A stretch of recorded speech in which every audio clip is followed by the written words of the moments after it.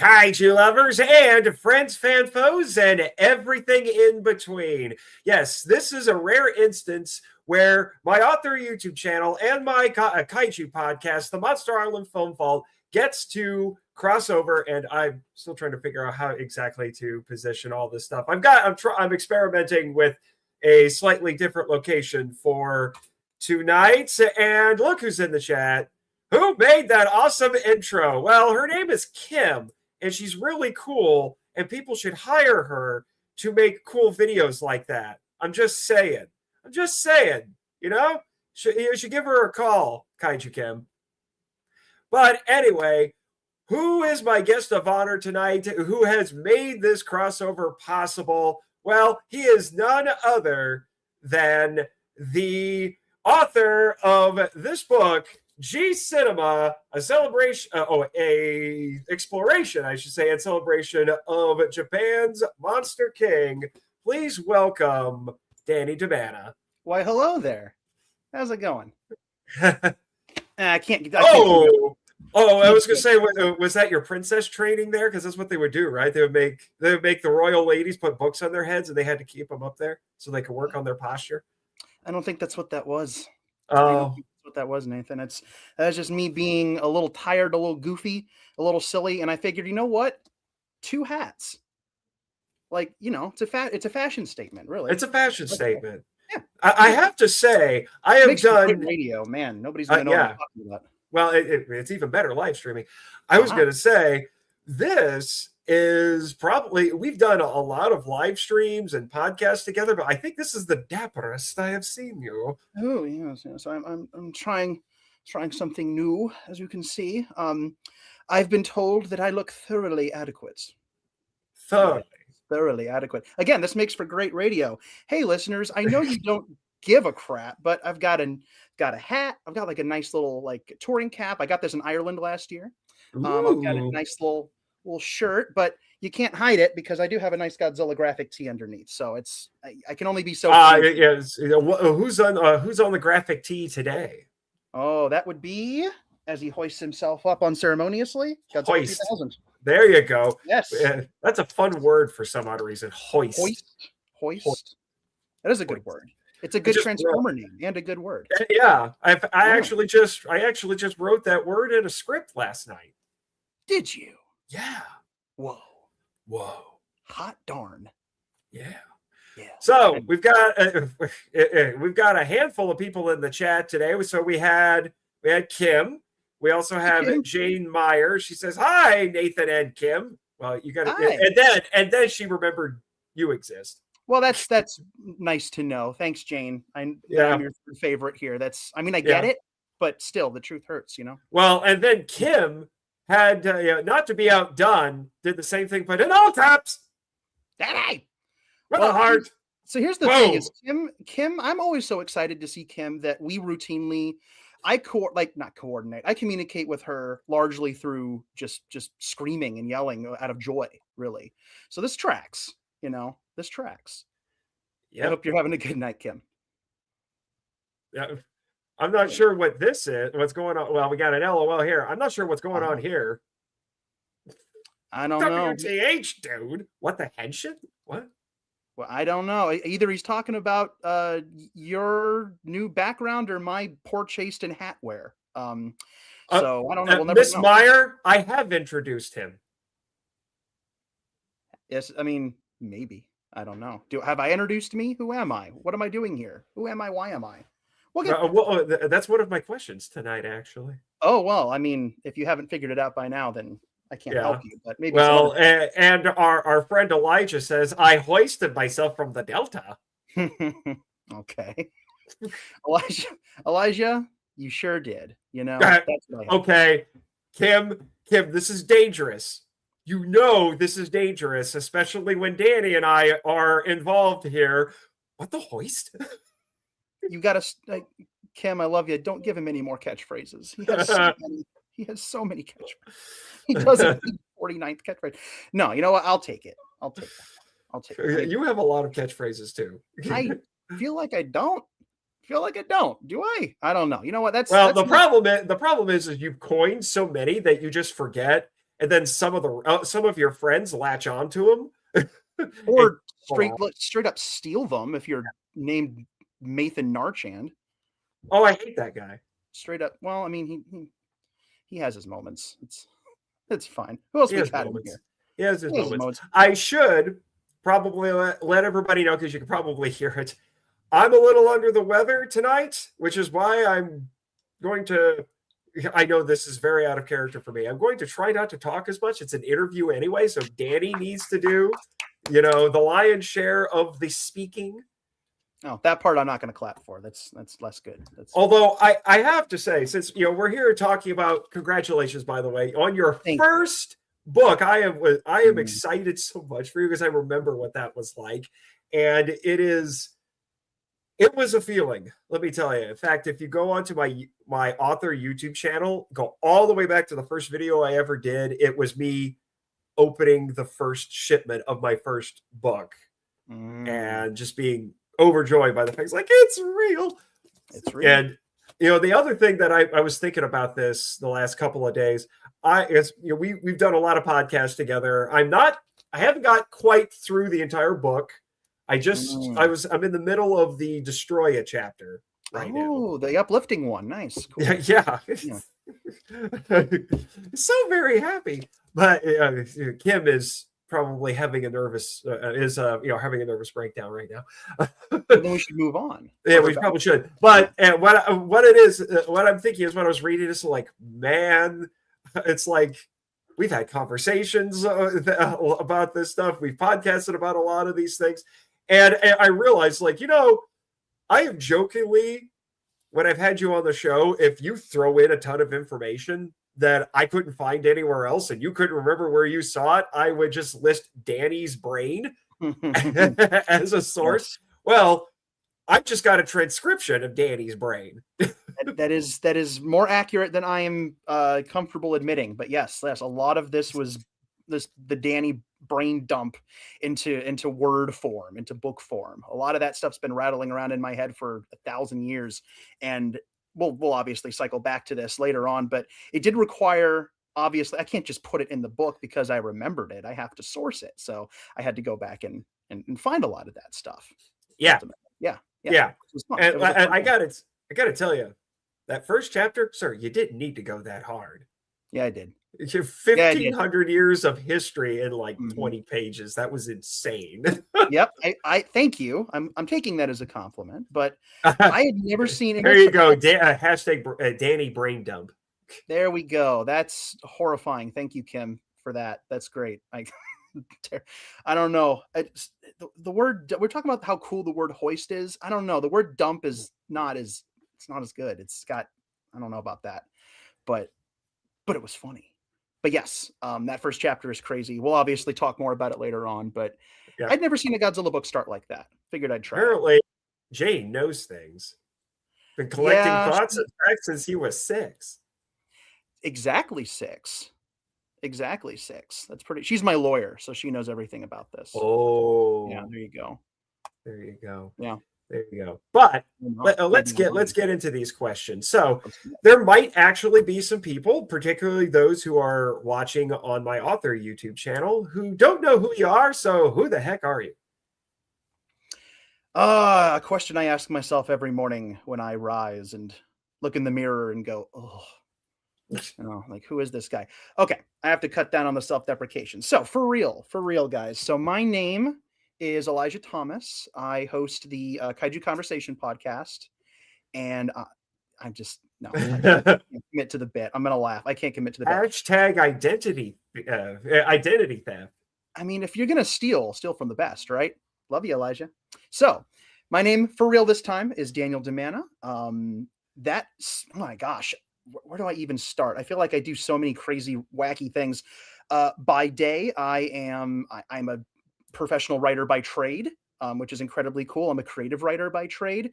I do creative marketing when I'm not writing about monster movies, and when I'm not doing that, it's film history. I'm a film historian. I've been a writer for many, many years now, and now I'm incredibly lucky to be able to add published author to that. I'd gotten short stories published before, and obviously I've written here and there and everywhere for other things, essays and such, but I now have a book. So there you go, published author for a book. I also, oh my gosh, I dabble occasionally in kaiju stuff. It's a passing fancy for me. Sometimes, sometimes I can't help myself, and I do things like this to my kitchen. It's great. Wait, that's your kitchen?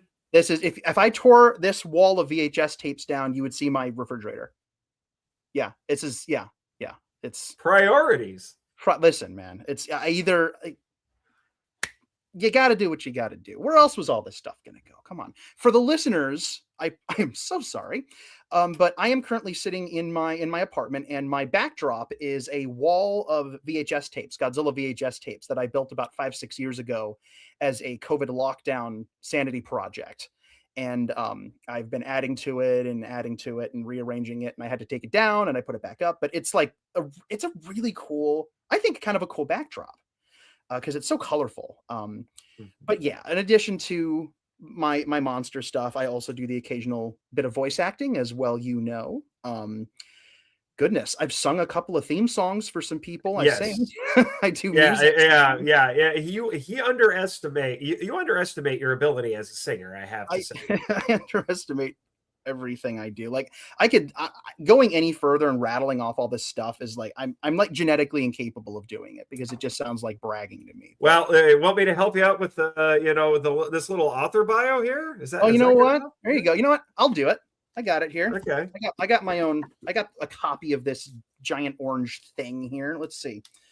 Daniel DiManna, loser, is a film historian, artist. Oh, I do art too. I forgot. Artist, voice actor, and professional goober. And that is true. Award-winning marketing writer by day and an unapologetic monster nerd by night. Daniel is the author of multiple short stories and novellas, and the creator of the Godzilla Novelization Project, which is what I usually start with when I go on to shows. I've done interviews for the last probably 7-8 years. You gave me my first one years ago. I was going to say, yeah. Yes. And that's usually what I start with. And I feel like now I gotta start with the book. My goodness. Academic writing has been published via multiple magazines and websites. Frequent panelist at G-Fest, has worked with SRS Cinema on, commentaries, all this stuff. Kaiju podcasts, lives in Ohio, surrounded by toys, surrounded by DVDs. That's me in what I think was a 3 or 4 minute long nutshell. Probably a little too long. It's a lot. Yeah, well, the chat is adding to it, so let's not forget the holiday classic Santa Gas is coming to town. Oh, one of my favorite things. Oh my gosh. If anybody out there needs something fun and like just genuinely charming to check out like during the Christmas season, Kim has a beautiful running joke with where she dresses up a Gauss toy in a Santa outfit, and I was commissioned to write and perform Santa Claus is Coming to Town, but with a Gauss theme a couple of years ago, and I actually quite like how it turned out. It's very funny. Was that no? I think that was a separate video originally, but she showed it during her charity live stream. I'm trying to remember. Was that the one where you and I did the ad lib when we were doing our impersonations, or was that when I was Schwartz and Zilla? I actually don't recall which one that one. Yeah, was. I can't remember now. I don't recall. Yeah. Oh my goodness, Elijah has written his own novel, it seems, here. Yeah. Danny is also a prop maker, producer, and makes a cameo in the In Search of Tomorrow documentary. He also has done commentary work on War of the Ninja Monsters. This is true. One of the coolest things I've been able to add to my bona fides over the last few years is working as a copywriter, copy editor, audio commentator, film historian, creative consultants, and probably the most important one of those, moral support for Elijah when he does all the stuff he does for SRS Cinema. So a lot of the SRS releases you'd never know, and it's not important that people know I worked on them, but a lot of them have copy editing that I did.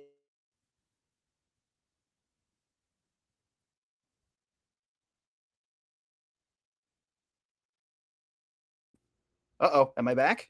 No, okay, here we are. Okay, You we bugged are. out there for a second. So you said all the copy editing you did. Oh boy, copy editing on a lot of SRS stuff.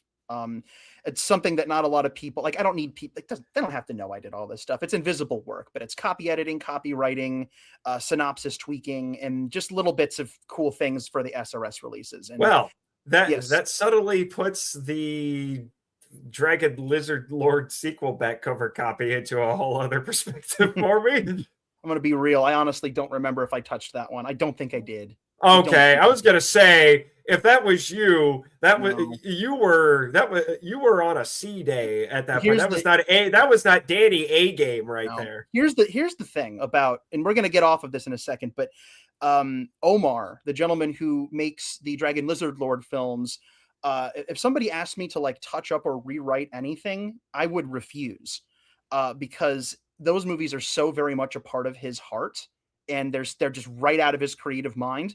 And to me, it's so like of the author, right? That if I touch it, it doesn't feel right. It just doesn't feel like I should change any of that. So that's one thing I wouldn't have touched if it had been offered to me. But the other thing I must mention is, and this is coming out via SRS, but it is an independent project. There's a documentary coming out very soon, and I'll cycle back around to that when I do my little blurb at the end where I prattle on about things I've done. But there's a documentary coming out. I was saying we call that something around here. I don't know what is it again? You know what? It's just say it. Just say it. Just go ahead. Yeah. Just go ahead. What is it? Fine. I'm ready. Just do it. The shameless self-promotion, I think it's. I thought he was going to yell it. Okay, I was all scared there for a second. Well, okay. I'm under the weather, man. Okay. All right. Well, so it's a little harder to do that. Okay. Well, that I'm sorry to hear that. Well, apparently apparently Elijah remembers everything. He does. No, Elijah does remember everything, and this is one reason why Elijah is a tremendous human being. Is anytime he'll just send me these things just to remind me that I've done as much as I have, because sometimes as a creative person, I'm sure you can relate to this. It's sometimes a little tricky to look back at your catalog of work and think, man, I really have done a lot of stuff. Like, I've been very fortunate to do a lot of cool things. And, you're always thinking about what you're working on now. And you're always thinking about what's next on the list. What's the next book? What's the next anything? And sometimes it pays to look back and look at that stuff, not from a self-importance perspective, never from that, but from a perspective of, I am a blessed person. I'm incredibly fortunate. And Elijah kind of intuitively knows when I sometimes need to hear that. And he'll send me things like this. And it's incredibly touching. Right. So for those who... Yes. Oh, sorry. He has... He has listed off, Elijah here has listed off Liverleaf. These are all SRS Blu-rays, by the way. War of the Ninja Monsters, Outer Man, Yuzo, Dene's Chaos, Hoshi 35, Saurian's Attack, which is about to come out, and Brush of the God, which has a lot of stuff in it that I had some work on. By the way, just for the sake of anybody who might not know who I'm talking about, you really should. This is Elijah Thomas. This is the guy who does all the SRS Blu-ray bonus feature work. This is the guy who is directing the upcoming Keizo Murase documentary. This is the guy who has one of the most rad podcasts out there, the Kaiju Conversation podcast, an incredible website with all kinds of great resources. So I'm going to talk you up now, man. Here comes your list in my interview. We're changing it up. You see how I make it not about me. You see how I can't do that. I noticed. But I just want to say this, since apparently I got to talk both of you up here. Ooh, the more I hear about Brush of the God, and I actually got to play a small part in this Blu-ray as well. I won't say what yet, but because I've been told that what I did, or I should say what I participated in, is actually an Easter egg. Oh, but you weren't supposed to say that. Oh, well, darn it. Anyway. Thank you. You ruined it. Thank you. Yeah. Just destroyed. Anyway, but I do think this is going to be one of the most stacked releases, not only from SRS, but I think one of the most stacked tokusatsu physical media releases of the year. And if people gave awards for like physical, like Toku or Kaiju physical media release of the year, I would toss this one in. Well, Unironically, I would toss this one in.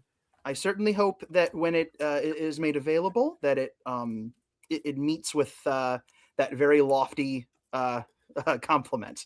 We're working very hard on it. Elijah is moving actual mountains for this, and he's still going too. He's still going. I did work on Sharkdemic. I did. I forgot about Sharkdemic. Oh yes. This year I am a Rondo Hatton Classic Horror Award nominated writer. Yeah, you've joined the ranks with Elijah and I, because we also were in a Rondo nominated book. I have ascended to the next to the next. Apparently, you were also a backer for Hell Beyond the Fog, Brush of the God, and another movie or two. Because I've got my name in a lot. I got my name in the credits of like 3 or 4 Mystery Science Theater episodes. I've got my name in the credits for almost all of the In Search ofs. I thank you, Kim. She says y'all are awesome. You're awesome, Kim. You're awesome. You're an amazing human being. I'm very lucky to be surrounded by cool people, and those cool people help motivate me to do cool things. I'm nothing without my support group. You guys are wonderful. Right. So did you mention where you're from? Because I think you did. I did. That was one of my other questions. Yeah. I'm from Northwest Ohio, a little town called Sylvania near Toledo. So if you've ever watched MASH, I live 20 minutes from Tony Pacco's in the Mud Hens. You're welcome. That's great. Yeah, I literally I can pretty much see Pacco's from my office at my job. It's right. I've been there who knows how many times. It's right there. And Jamie Farr does occasionally show up and do things. So because he made Toledo famous. And have you met him? I have not met Jamie Farr. I would love to. He doesn't come around as much anymore. I mean, he's oh my goodness, he's in his 80s now, Jamie Farr. But I've been told he is a lovely human being. I'd love to meet him. I've been here pretty much my whole life. I was up in Michigan for a little bit. I was down near Dayton for the hottest of seconds, but I always end up coming back here. This is my hometown, and I love it. And maybe the wanderlust bug will kick in one day, and I'll be like, "Toodles, I'm out." But I'm very content to live very humbly right now in little Sylvania, Ohio. Yeah, and by the way, for those who don't know, Jamie Farr played Klinger, yes, the supposedly crazy guy on like what was it, like 8 or 9 seasons of MASH? He wasn't there the whole time. He was there for a lot of it. He was there. I mean, he was in the finale. He came back. I just feel like he came a few seasons in and then stayed. Yeah. Once they introduced him, it was like, well, he's amazing. We can't not have Jamie Farr on this show, dressing as the Statue of Liberty, trying to convince people that he's crazy. Like, so he had apparently just read Catch-22. Oh, there you go. Very similar. So there you go. That's MASH. Go watch MASH, everybody. This is now MASHcast. MASHcast, yeah. I think it is honestly my dad's favorite show, and so I've seen a lot of it. Yeah. He has good taste. Yeah, Danny was also, according to Elijah, a copy editor for Visual Bandits from SRS. I think I've gotten everything I need to break up from Danny's work. I think you have. I think you covered all of it, man. Thank you for that. Was really wonderful to see all of that. It makes me happy. Reminds me how very, very fortunate I am to get to do this stuff and the amazing opportunities that I've gotten. And oh my gosh, I could gush about how grateful I am for all this stuff until the cows come home. But then I won't be able to answer your cool questions. Yes. So now let's get to the heart of the matter. Let's do it. What is G Cinema, and who's your publisher? Well, it's a book, genius, and got him. Ooh. It wasn't Beavis this time. That was an improvement. Well, I'm saving that one. It's on the list next to Chuckles. It's on the list. Chuckles, Beavis. Yeah, I did. He has a laundry list of insulting nicknames. And you've earned every one of them. So G Cinema is a book that I don't know. I've been describing it to myself as the book I always knew I wanted to write, but never thought I'd get a chance to, or that there would ever be an opportunity or even a need to. It's the dream project that I I dare I say I never fully let myself dream it in some ways, because who goes there, who gets to do things like this? But I'd be lying if I said I didn't dream it. So G Cinema is a project that has been pretty much in the making since I was 6 years old, if you think about it. My Yeah, publisher. actually, I probably should have asked you about that. Your love of Godzilla. You've told that story Mhm. before, but I have. yeah, can we backtrack really quick so we Let's can hear backtrack. Yeah. that part of the Danny origin story, because that's very pertinent to this. It actually is. It's a story I've told before. I told it the first time you interviewed me, 18 quintillion years ago. But Feels like that. it really does. It really, can you It was believe before it was before the dark times, before before the COVID. the dark times, Luke? It's been a minute. It's been 8 years, if you can believe it. But my story with this stuff, and I'll try to keep this brief. I don't know how interesting or not interesting this is. It's me talking about myself, but uh, my journey with this stuff goes back to when I was in first grade. Dinosaurs, yes, please. Crazy science fiction, yes, please. Star Wars, yes, please. Indiana Jones, absolutely. Stuff like that. The usual suspects. And obviously, dinosaurs were very important to me. If you were to turn this thing around, you'd see a lot of dinosaurs in my home. I don't tend to grow out of the things that it made me happy as a child. If they made me happy as a child, they make me happy now. And so I'm still very much inspired by them, and I keep them around me. And there was a specific day where I went to go visit a friend, and this friend, my gosh, had a theater set up in the basement. And this was, 2000, right? So 2000, 2001, right? It's certainly not what a home theater would look like now. But for little tiny first grade me, ho, it was amazing. It was a wall that was a movie screen in somebody's home, and it blew my mind. And this was a couple of years after a certain film of the tri-starish variety had come out. So I was somewhat cognizant of who Godzilla was, just because I'd lived through the 1998 marketing blitz. And I hadn't seen the film, and I didn't really know that much about what was going on. It was always something that was in the back of my head. I knew the character, like, I knew that the character was, but I didn't know who he was or why he was until this day in this basement, when the movie that we were watching on this big old screen happened to be Godzilla 2000, the dub, which had just come out on VHS and DVD. And my jaw hit the floor, popped off of my skull, shot down to the ground like the genie in Aladdin, and just kind of sat there on the ground for the next probably 45 minutes. Bugs started flying into my mouth. It was really awkward. I finally got it reattached, but after had to go to the hospital, it was a whole thing. No, I was completely hooked. I'd never seen anything like that. To this day, I cannot watch Godzilla 2000 without a total recall taking place. I know exactly every emotion I felt at 6 years old watching that film. All these years later, I feel it every single time I watch it.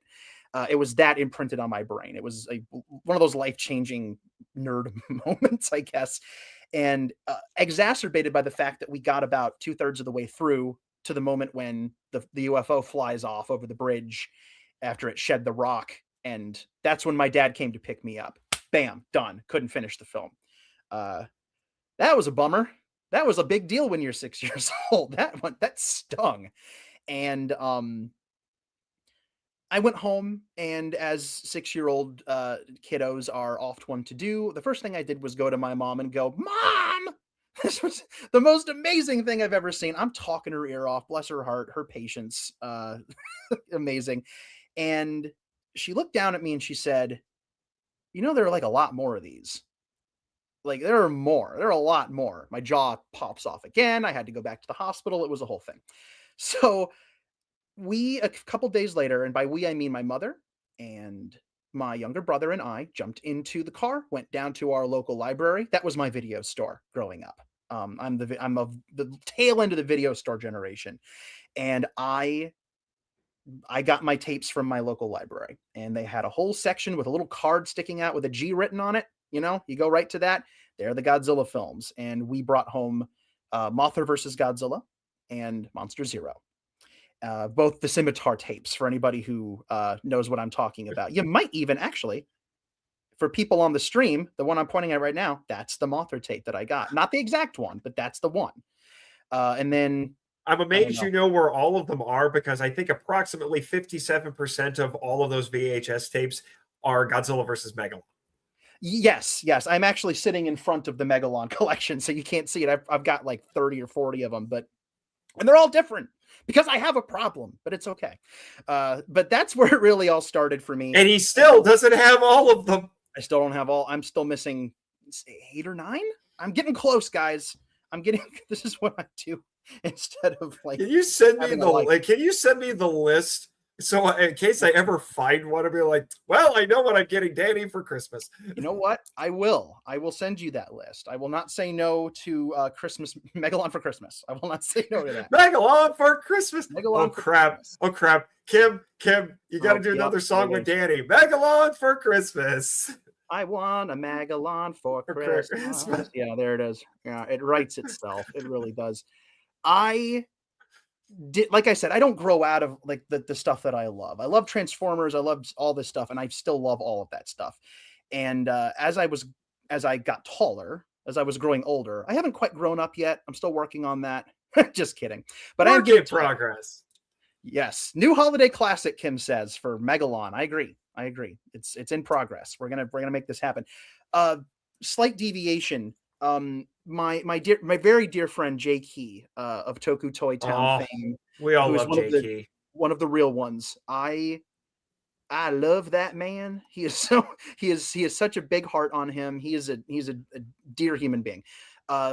Has more than once told me that I should do a kaiju Christmas album. In addition to Santa Gauss, I should do another like 10 or 11 and do like a Christmas album of like. I'm getting Megalon for Christmas right there. It's right there. That's song number 2.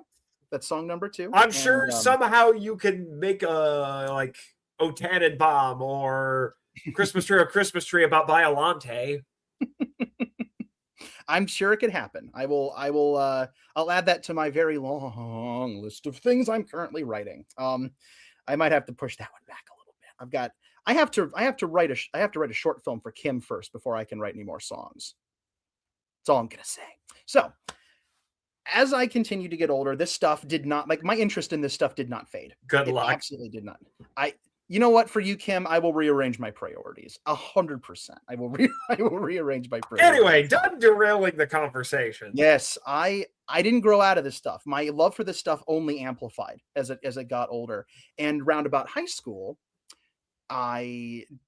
something clicked in my brain, and I said, you know what? I've been watching the same handful of Godzilla films that I owned for years. It was like maybe 8 or 9 films. I had a local store called Media Play when I was younger. And I want to say that was regional. So there are probably not that many people out there who remember Media Play, but if you do, then you do. And it's a good memory. I guarantee it. And that's where I got the middle 3 Heisei films, watched those on repeat. Finally found Godzilla 2000, got to finish it, watched it on repeat. It only took you 10 years? Well, it took me, I'll tell you what, it felt like 10 years, but it was really more like only 3. But when you're this high off the ground, 3 years feels like an eternity. So I felt like I aged a decade trying to get to that film, but I think I probably found it around 2003 or 4. That was it. It wasn't that later. So I watched it. No, for me that was Terror of Mechagodzilla. I saw half of it and then was obsessed with finding it so I could see. Except I saw the last half. You saw the first half. Mm-hmm. I tell you what, it was earlier than that. It would have been 2002 or 2003 because I also had Destroy All Monsters Melee that I played on the GameCube over and over and over and over and over again. And it was a self-perpetuating cycle, right? Where I'm 9 years old and I want to go watch a Godzilla movie and I get done with it. And I'm like, now I want to play it. So I go get the game, or I feel like I'm in a gaming mood. And then I get done playing adventure mode. And you know what I'm talking about. And I'm like, well, now I got to watch a Godzilla movie. Gosh darn it. So it was just the self-perpetuating thing, but it was with less than a dozen of the films.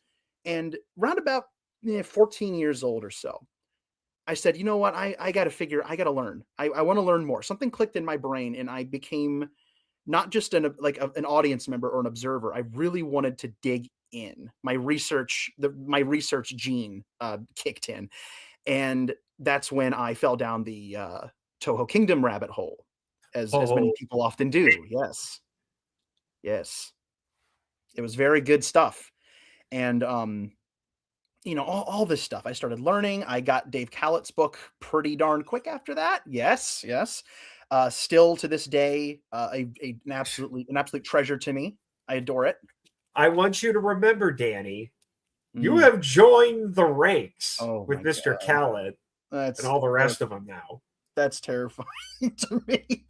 Oh, that's like, I think that was around the time when I realized, because I got that book. That was a gift. That was a birthday gift from my mother. Thank you, Mom. This is all your fault. You took me to. I've heard you make that joke before, but it's funny every time.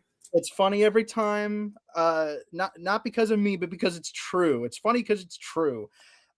It's in the book. I put that line in the book because it's true. She brought me to the library. She got me the video game. She got me the tape. She got me this book, and that has just continued on and on. So this is your fault. This is your fault. Sorry, Mom. I'm calling it as it is. But it just continued to grow from there. I fell down the rabbit hole. I got this book. I started getting pardon me. I got as many books as I possibly could. And circa 2007, 2008, there weren't that many. There's just a handful of the usual suspects. It was Steve Rifle's book. It was Stuart Galbraith's book. It was amazing stuff. And it wasn't a lot. My mom is amazing, Jane. She rocks, in fact, as it turns out. You're welcome. So I that was it for me. I was in. I was completely sucked in. I wanted to learn as much as I could. It became not an obsession. It's something about it just made me happy to learn about it. So I just dove in. That's the thing about being a Godzilla fan that I think is kind of universal. As I've grown older, I've started to, it's become more clear to me that if you stop and ask a Godzilla fan why they are a fan of this thing, why, what is the deal? And it's something that people like me and you, I'm sure, get asked all the time. What is it? It's weird, right? Like, it's weird to try to explain it to people. It's an odd thing. Why not something that's more A, B, C, or D, or less A, B, C, or D? You've heard it. You've heard all. Yeah, I in fact, well, the most recent time I was asked it was the weirdest one I've ever gotten. Yeah. I don't know if you've ever had this experience, Danny. I will tell this very quickly. Okay. I think it was from a coworker. I think he had just been having a bad day at the end of a bad week, and he overheard me talking with another coworker about. Actually, I think it wasn't about Tokusatsu, although we've talked a lot about Tokusatsu, but it was just about nerd stuff. And he just blurted out suddenly, "Do you guys like all this superhero and nerd stuff because it keeps you from putting a bullet in your head?" And demonetized. Yeah. There we go. Right down the toilet there. Wow. That's what a strange thing to say. It was a very strange thing to say, and he apologized immediately afterward because I think he kind of realized, like, I probably shouldn't have said that. I probably shouldn't have said that. That's horrible. That's horrible. Wow. Don't internalize that one. Throw it out. Throw it out of there. Don't keep that around. You don't need that energy, man. Don't do it. Wow. So you've heard that one. That one's pretty bad. We've all heard ones that are, some of them are mean. Some of them are well-intentioned, but what's the answer? Why? I would hope that people aren't being constantly put on under a microscope, like, you better answer me right now. But it is an interesting question to ask oneself, and that is why. There are 1,000 different reasons. Well, I like the suits. Well, I like the stories. Well, I love the Japanese culture. Well, I love learning about it. I love the music. I like 1,000 different things. All of the above? All of the above. And for me, how I define all of the above, aka answer D on your pop quiz, is it brings me joy. Purely and simply, that it brings me joy. 4 words. It doesn't have to be any more complicated than that, and I don't think it could get any more simple. And that is the only reason you ever need to give to somebody if they're ever like, what do you like this weird thing? like, is it hurting you in any way? Is it Yeah. damaging me? Is it no, Yeah. it's a monster movie, you know? Yeah. And as long as it makes you happy, and it has continued to make me happy, and learning about it has continued to make me happy. And going to G Fest, I went to G Fest in Yes. 2010, and I've been going every year since. Now Yeah. I do stuff for G Fest, you know? Yeah, actually, it's interesting because both of those gentlemen are brought up a lot in your book. It was I got you your first panel at G Fest, and we paneled, and the video is actually here on the MIFV YouTube channel if you would like to go see it. But it was a panel on Sekizawa and Kimura, the screenwriters, and it was far more packed than we thought it would be. We were shocked how many people were there. There's a lot of people. It was a little room. It was a little room, but it was a small. Yeah. But still, it was a standing room in the back. So it was a room that we probably would have filled about half of one of the larger rooms, maybe a little less than, maybe about 2/3 of one of the larger rooms. So it was a lot of. Yeah, it was standing room only. It was standing room only. But what you're saying there about how it gives me joy, it reminds me of one of the most profound things that I've heard you say. And I've talked with you a lot, I've podcasted with you a lot, I've heard you on other podcasts a lot. But it was when you were it was another interview.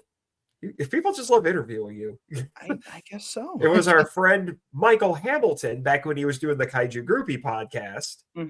And I think, if I'm remembering it correctly, it was something on the lines of nesting in your bliss. Yes, that's right. I did say that. Oh my gosh. That's been a minute too, hasn't it? Yeah. Yeah. Time is certainly a thing. Yeah. Again, space is warped, time is bendable. It really wibbly wobbly, timey wimey. Just saying. Oh, see, that was an MST3K reference. I thought. I know. But I swapped it around. I'm adding to the pile. If I were to take this tablet and spin it 360, this is a nest. I'm living in a nest. Yeah. This is like you know how crows will find shiny things and stick them in their nest. My VHS collection is the shiny thing in the nest. That's what that is. Except your shiny things are Godzilla vs. Megalon VHSs. Yes, they really are. And they're more expensive than free stuff that crows find off the ground. I mean, if it costs a penny, it's more expensive. That's fair. That's fair. Fair. Some of these tapes shouldn't be worth more than that. All right. So, and then if you want to talk about the GNP really quick, as that eventually led to the GMP and then to everything else, you could go ahead and do that. Then we'll get back to your publisher. Yeah. So ever so briefly, this stuff followed me forever. When I was in high school, I fell down a rabbit hole of film novelizations. I thought they were the coolest darn things ever because of all the extra material from, the scripts that you could put into the prose, and you could include deleted scenes, and you could get into people's heads, all this stuff. And I started tinkering around with doing that with the Godzilla films just for fun. And it was, a 16-year-old, 17-year-old kid doing this. So pardon me, it was foolish to think about that. And but to quote a certain giant crab, foolish, very foolish. And I was very foolish. But I ended up dusting it off a few years after I graduated college, just as kind of I don't even know. I try not to get too depressing here, but I had some not particularly nice things occur in my life around. Oh, hello, Elijah. Okay, that's not entirely accurate, Elijah. 45 minutes into this room, and now we're going to talk about the book. Henshin, yes. Oh my goodness.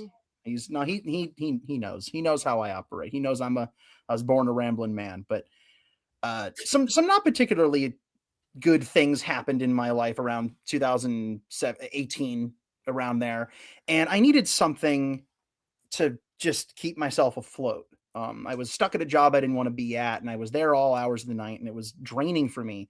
And I had just graduated a couple years earlier with a Bachelor of Fine Arts from my college, and I was trying to find something creative to do.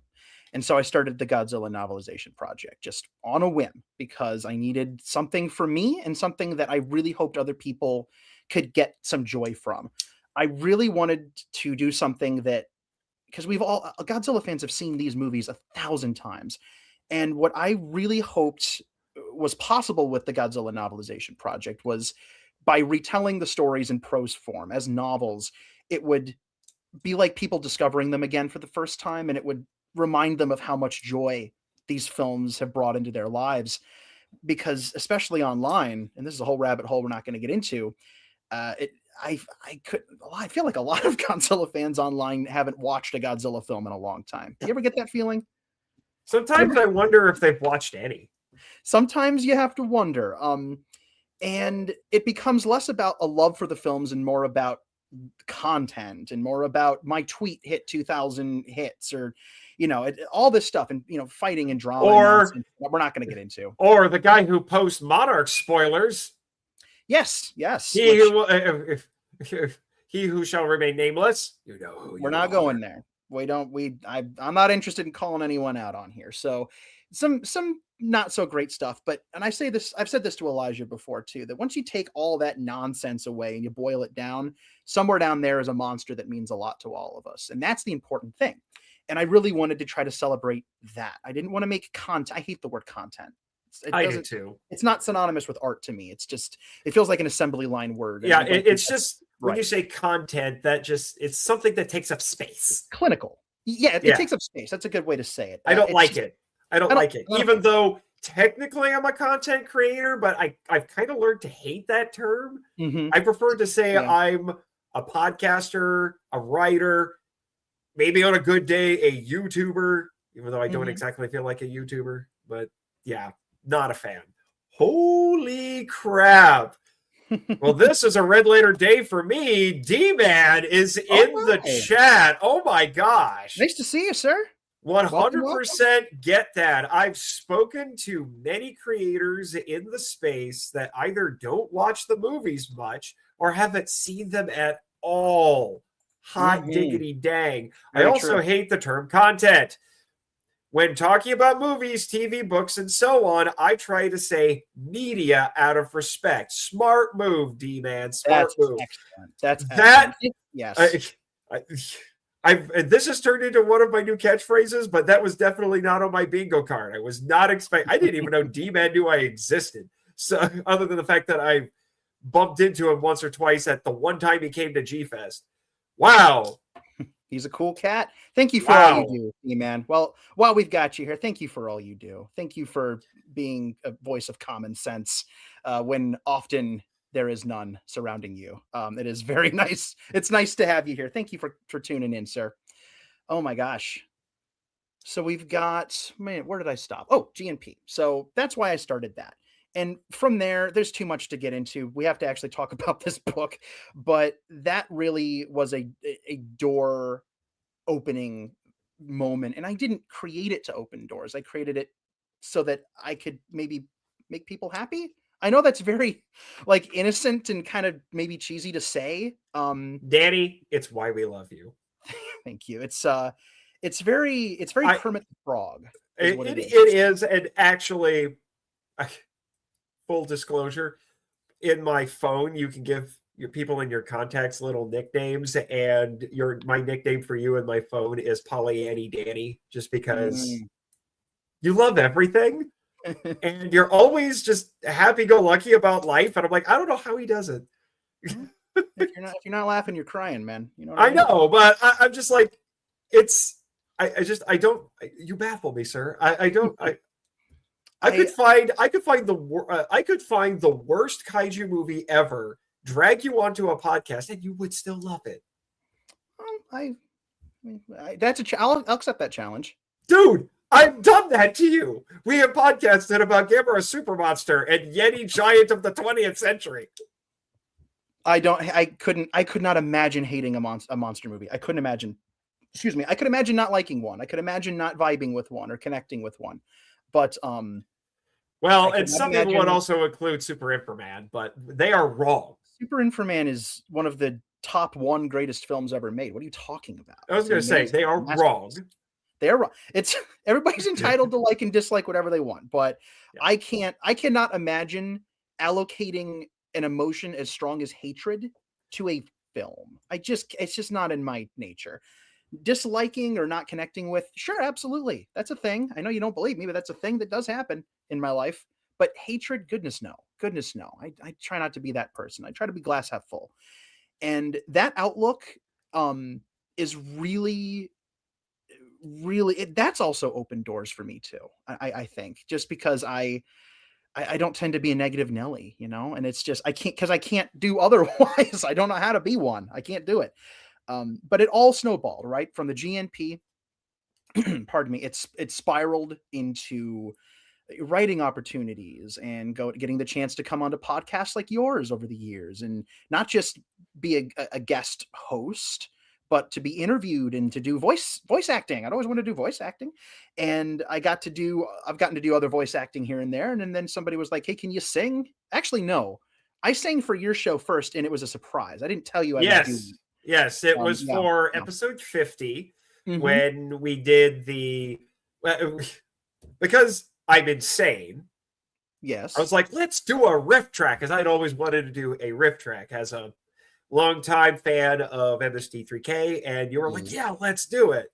Because you helped put that script together. And, so we ventured to do that. And it was a whole ordeal. I don't want to get into it, but it was a whole ordeal. Long story. And then, as I am putting the finishing touches on it, lo and behold, sitting in my inbox is a little message from Danny, and I'm like, what's this? And I click on it, and suddenly I am hearing an MIFV flavored version of the MST3K theme. And I was just like, Danny, I love you so much. Oh, man. This is the greatest thing you have ever done. Well, I'm glad you liked it. I love surprising my friends with silly little dumb things like that. It's just like it's fun. It's fun to do. One of your seminal characters on the show never gets anything scripted, so everything he says is a surprise. He's all ad-libbed, man. He can't write for him. He can't be held down. He cannot be contained. That's right. I need to bring Dorif back. Actually, I think he's supposed to come back at some point. You let me know. I'm going to start charging you though.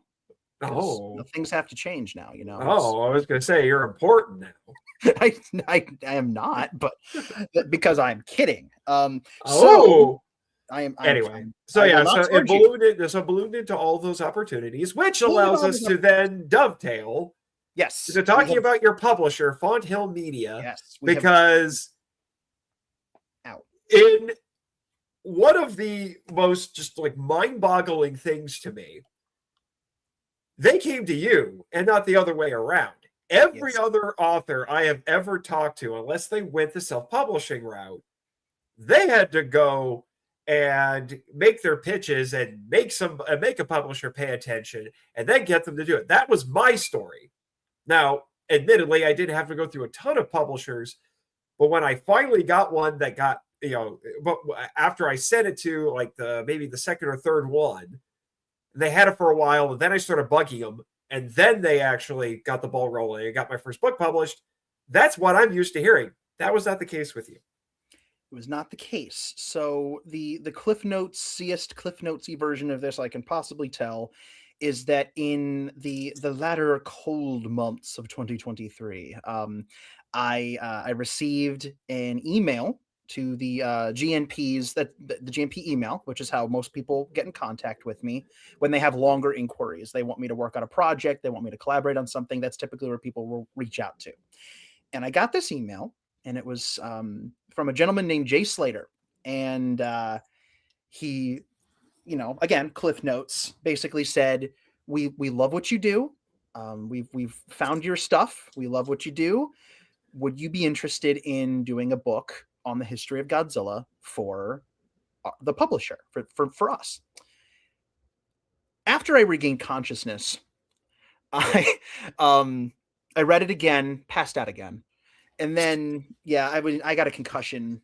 A lot of hospital trips in this discussion. So it was very... I've noticed that. There's a lot of strange dismembering and injuries going on in your life, particularly attached to Godzilla. I'm a little concerned for you, Danny. Oh, imagine how I must feel. Yeah. Considering I'm making all of it up. So. Oh, yeah, exactly. Although I have to ask, because I've gotten weird emails from people, saying like, "We like your book. We want to do things with it." It's like, did you like run it through every like check and everything to make sure it was all real? And after I regained consciousness, that's the first thing I did. And I certainly don't mean this as any like accidental like shade thrown at anybody who reaches out, but when I get a lot of inquiries, right? I've had people reach out to me and ask me for interviews. I actually just got a request to go on the radio about 2 weeks ago, a radio interview. And a local station? What now? A local station for you? Yes. And it was, well, actually, no.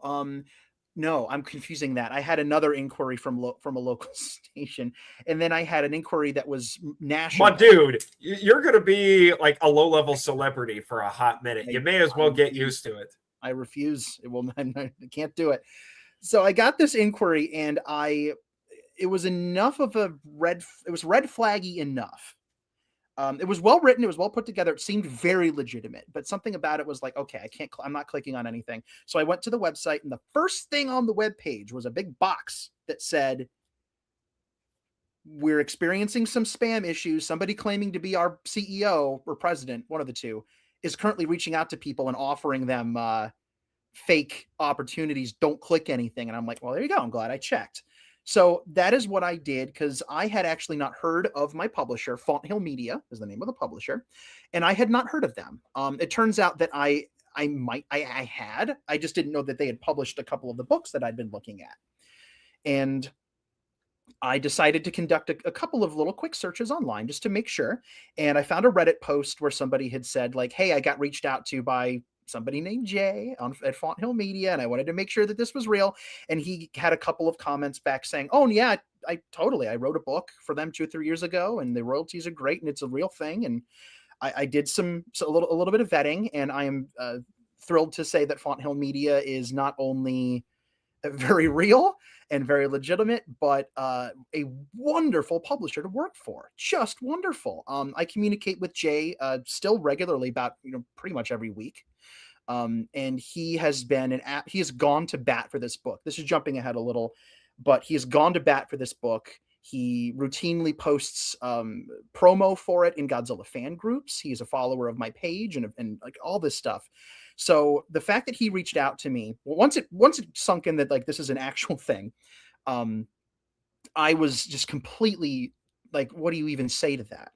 It was like a tsunami of gratitude. It was like, I don't even know how to say yes as much as I want to. Like, how do you make the word yes sound like that important?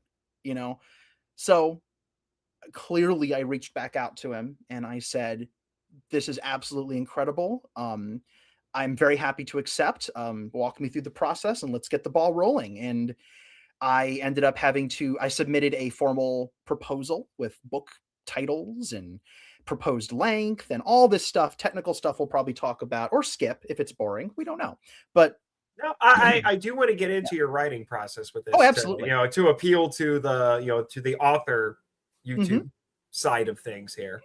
An hour in. Sorry. I was kind of expecting that, but yeah. It's all good. Everybody got the backstory. Sans all the tragic parts. We got to get the lore dump in there. You got the lore dump. That would have been a whole Spider-Man movie right there. Like that's what that would have been. So yeah, a couple of Spider-Man movies right there. So that is how it started. And I won't get too much into the minutia, but that's my publisher. That's how this happened. They have been an absolute dream to work for. Jasper Hadman and Jay over at Fonthill have been tremendous and answered all of my first published author questions for me and walked me through everything and made sure that it was great. It was just great. I will admit, I had not heard of this publisher until you announced actually at the 2024, was it 2024 or 2025? 2025. 25. Yes. Last year's G-Fest that you were doing this. And I'm like, I have never heard of this publisher. What else do they do? They are primarily So they were just acquired. They're now part of a larger publishing conglomerate called Pen and Sword Books. They Which operate is a pretty cool name. It's a really cool name. They operate out of the UK. It's an English book publisher, and they're primarily they do history books, a lot of World War II history, war history, British history. They also have a series of books on music and popular bands and artists. And they don't have a whole, at least up until recently, they didn't have a huge catalog of pop culture related like movie stuff, like movie books. They had a few. They had a couple of biographies of some film and television luminaries, and they had a book that I actually ended up purchasing. And this is how I knew who they were before, kind of knew who they were before I got the email. They wrote they published a book, and the gentleman's name is escaping me who wrote it. I'm so sorry, but he wrote a book for them on Thunderbirds, and I love the Jerry and Sylvia Anderson stuff. I love Super Marionation.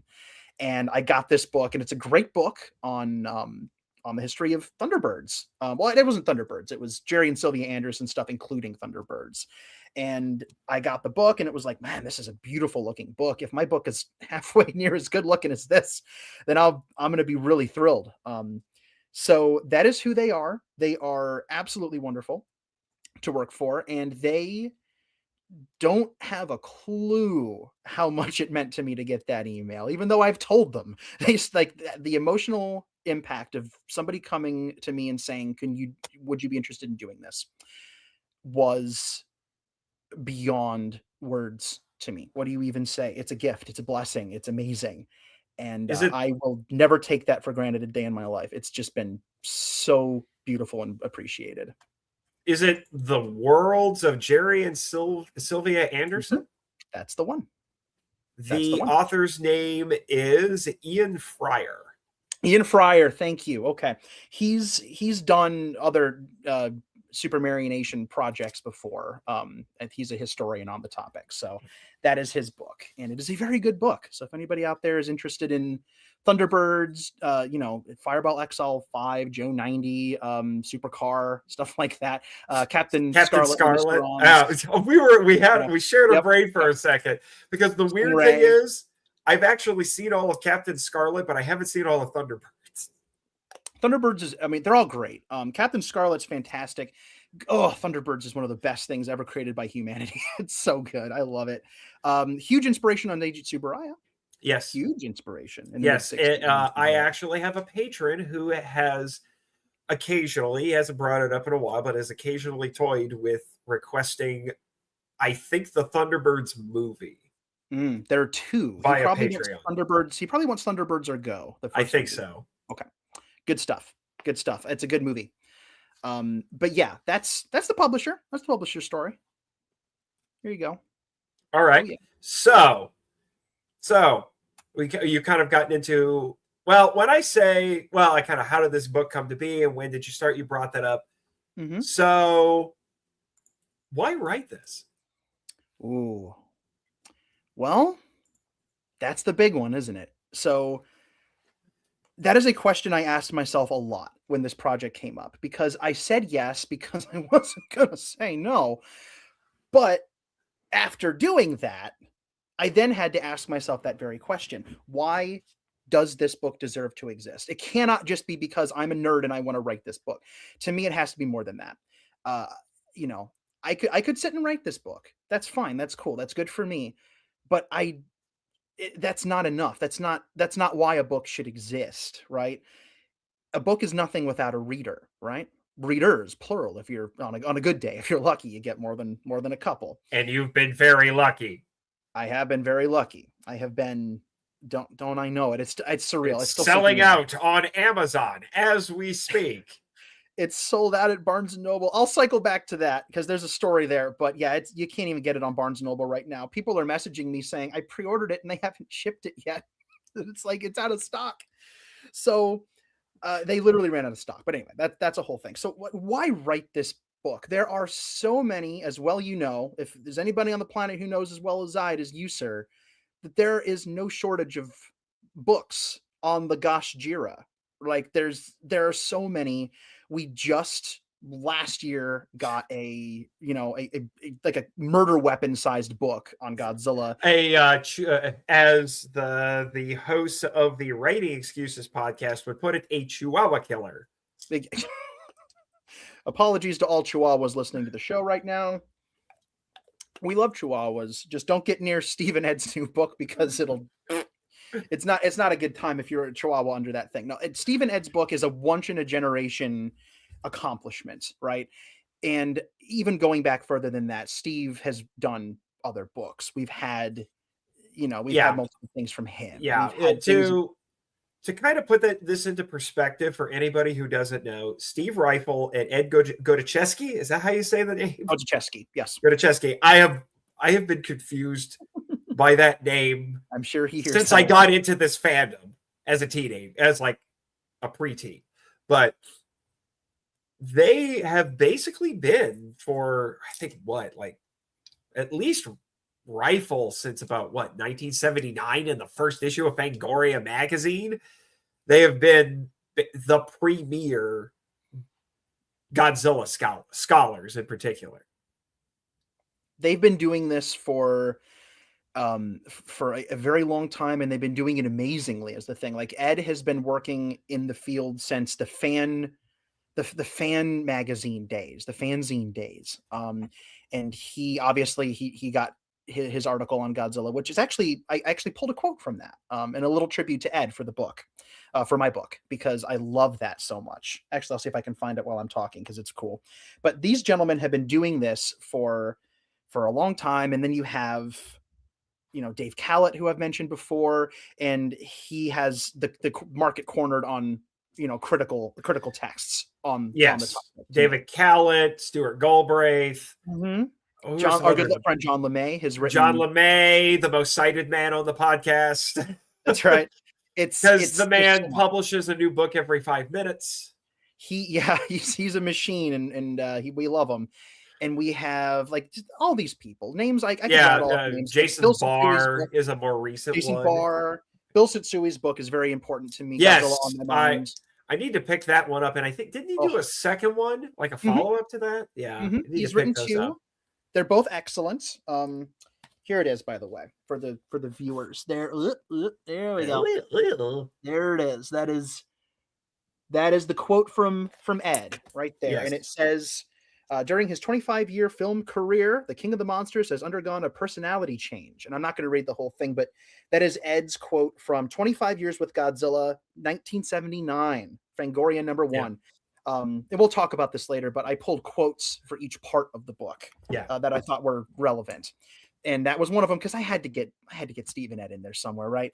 So my point is, if you're little old me and somebody gives you an opportunity to do a Godzilla book in a world where all of these other books are a thing, why do it? Why do it? So I had to really dig down deep. I couldn't just sit there and write a book rattling off fun facts. And I didn't want to do a review book because I'm not a film critic. I'm a film enjoyer. I'm a student of film appreciation, right? So, excuse me, I wouldn't be the right choice for a critical text. I'm just, like you said, I'm just going to talk about how much I love the dang thing. So I'm not a good fit. There are many other better books out there than anything I could write critically. So you have all of these amazing things. What do you do? And I thought about this. It was weird because I thought about it both long and hard, but also it was really intuitive, and I knew the answer the whole time. And it really all boils down to the fact that a lot of these books, these amazing, I own all of these books. I love them all so much. As well, you've got, and basically all of them are in your bibliography. Which made the grad student in me happy. Yeah, it's like a big honking bibliography. There's a lot of stuff.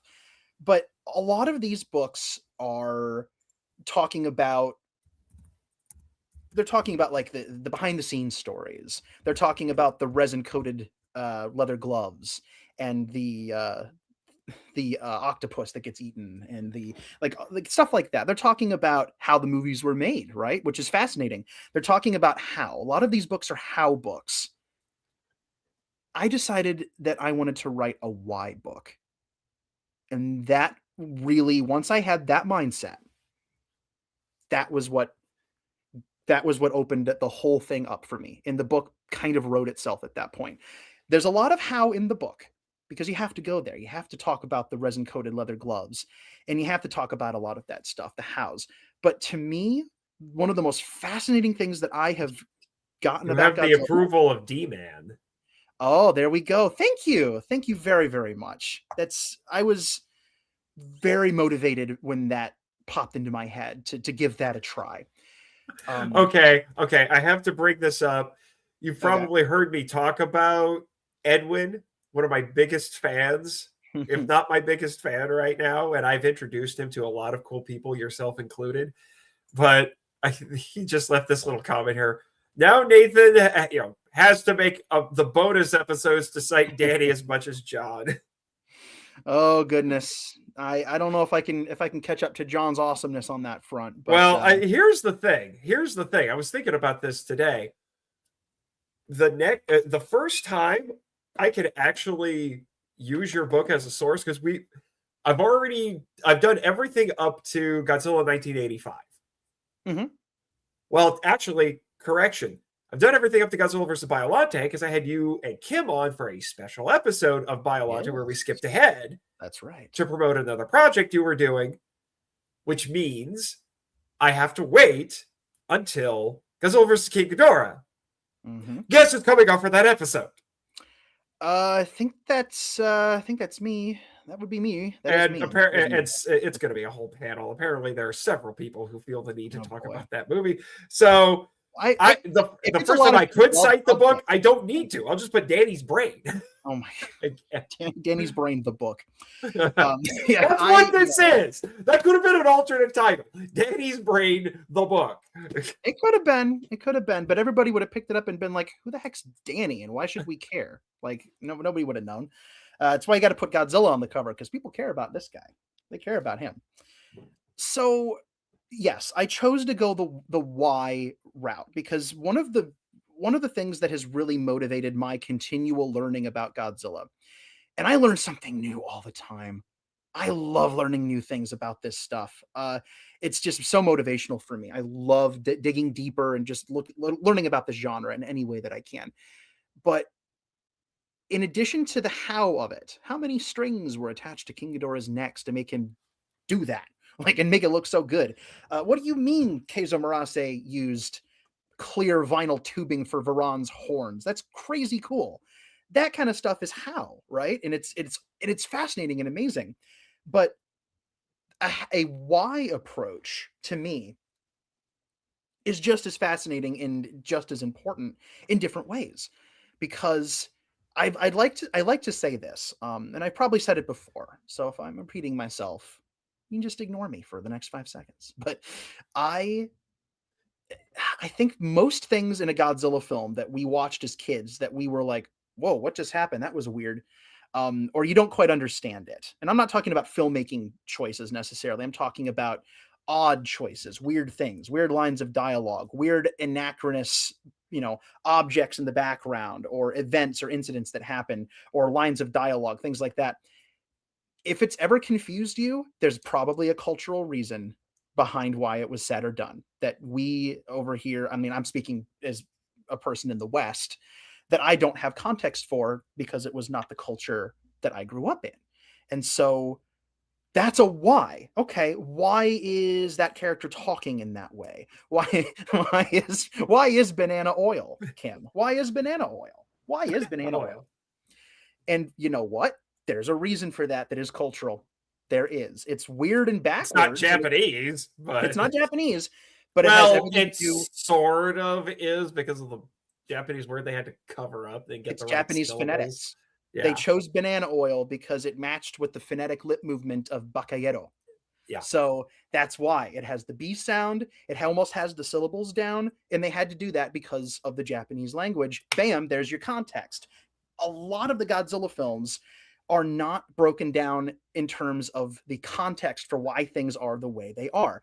Even the visual effects and the directing style, why did Honda shoot it like that? Well, it was a documentarian. Okay, let's fall down a rabbit hole of Japanese documentaries from the 40s and 50s. Let's learn about that.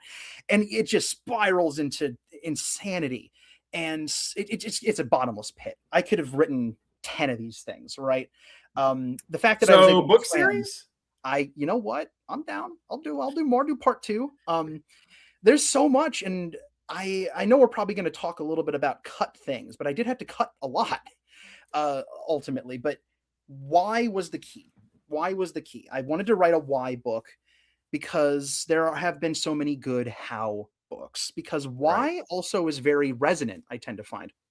I wanted to write a book that helped to contextualize this stuff and explore it in a way that was more about the why in addition to the how, which is why the book is an exploration. But I also wanted to do it from my I love this stuff perspective of film appreciation, which is why it's an exploration and a celebration. Right. So it is both of those things. Right. That is actually, since I'm about, we'll say 75% through this book. Yes. And that has been one of the things that I have appreciated about it. There is a lot of how in it. But when you first told me that this was going to be a why book, and I do think there is precious little of that in the, shall we say, the kaiju academia, if that is in fact a thing. A lot of it is based in the how, or doing interpretation or something like that, and context will be brought up, but it's to fulfill some sort of interpretation, whatever is being put forward. And even going all the way back to my previous podcast life, I have been very interested personally, and I think this is why you and I got along as well as we did. When I first reached out to you, we're both interested in the why. We want to know what the cultural context was that made this happen. And like you, once I learned more about these movies, suddenly things not only made more sense, but even we'll say the cheesier ones, I suddenly had a greater appreciation for. And I'm like, there's more going on here than people want to give it credit for. That's it. That's the key to the whole thing right there. Is you can take, I won't get too deep into this, but the two films that pop into my head right now are the obvious one for everybody and the obvious one for you and I, which are All Monsters Attack and Gigan. Yes. We're not going to get into it here, but if Gigan is a film that literally lives or dies on understanding its context and its metatextual context as well. Yeah. And that was a chapter that's one of the first chapters I wrote. We spent 4 hours talking about it. We spent a lot of, it's out there for people, so we're not going to retread. And then you have like All Monsters Attack, Godzilla's Revenge, which is an infamously misunderstood and unjustly maligned film. I totally understand why it's not certain people's jam, but if you're going to dislike it, dislike it for the right reasons, dislike it because it's just not your kind of film. But don't speak in ignorance as to what you think it was trying to do and failing, when I would argue that what it was trying to do was very altruistic and it succeeded in doing so, even if it's not a film for everybody. And I made sure to put that in the book as well. It's not a particularly critical book. I'm really treating all of these films in the same way that the GNP has over the years. My philosophy is that when you lay it all out in front of me, all these films deserve to be treated with equal attention. Whether it's somebody's favorite or somebody's least favorite, every one of these movies is somebody's favorite and least favorite. Every one of them. So even City on the Edge of Battle, Elijah. Even City on the Edge of Battle. Somebody out there, that is their favorite Godzilla film. It's true. And somebody out there can't stand the 54 film. I guarantee it.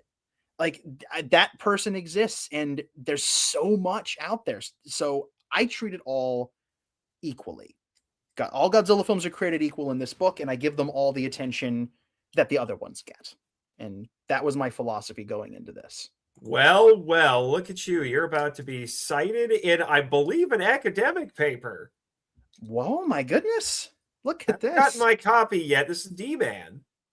But I'm working on a rhetorical analysis, so I'm assuming that's a college paper and not a video of Terror of Mechagodzilla. Would love to add it to my list of sources for that discussion. That would really mean a lot to me. That would be wonderful. I'd love to learn more about. Oh, wait. Nope. It is, in fact, a video. It is a video. It's a video essay. Okay. Oh, I can't wait to see that. That's going to be good. I'm sorry, D-Man. I've worked in academia, so when I hear rhetorical analysis, I think it's a paper. Best of luck on working on that. I cannot wait to see that. That would be really, really pretty stinking cool to be cited in that. Thank you. My goodness. Oh, we have a follow-up. We have more. Oh, yeah. Yeah, but I'm taking it more seriously than my standard video styles. Graduated a few years ago, so my days of college papers are over. Oh, he has escaped it. Yes, he got out. He got out while he could. Man, congratulations on that. I know it's a couple years late, but congratulations. It's a lot of hard work. Cannot wait to see that. And then Kim has not a video. She has a comment. Yeah. I wasn't going to bring it up because I wanted you to finish talking. I admittedly haven't gotten too far into the book yet, been busy and sleep deprived, but I'm already enjoying it and learning so much from it. Oh, Kim, that really means a lot. Thank you. That was another thing I really wanted to be part of the book. And I think we'll cycle back to this later, but I wanted to put things in there that I just hadn't seen anywhere else. Big time. That felt like a necessity. And so all of these things I had to add, like, this is all going around in my head while I'm trying to justify this book's existence to myself. Like, how am I supposed to do this? How am I supposed to write something that stands out? I'm a marketer by, like, my day job is I'm a marketer.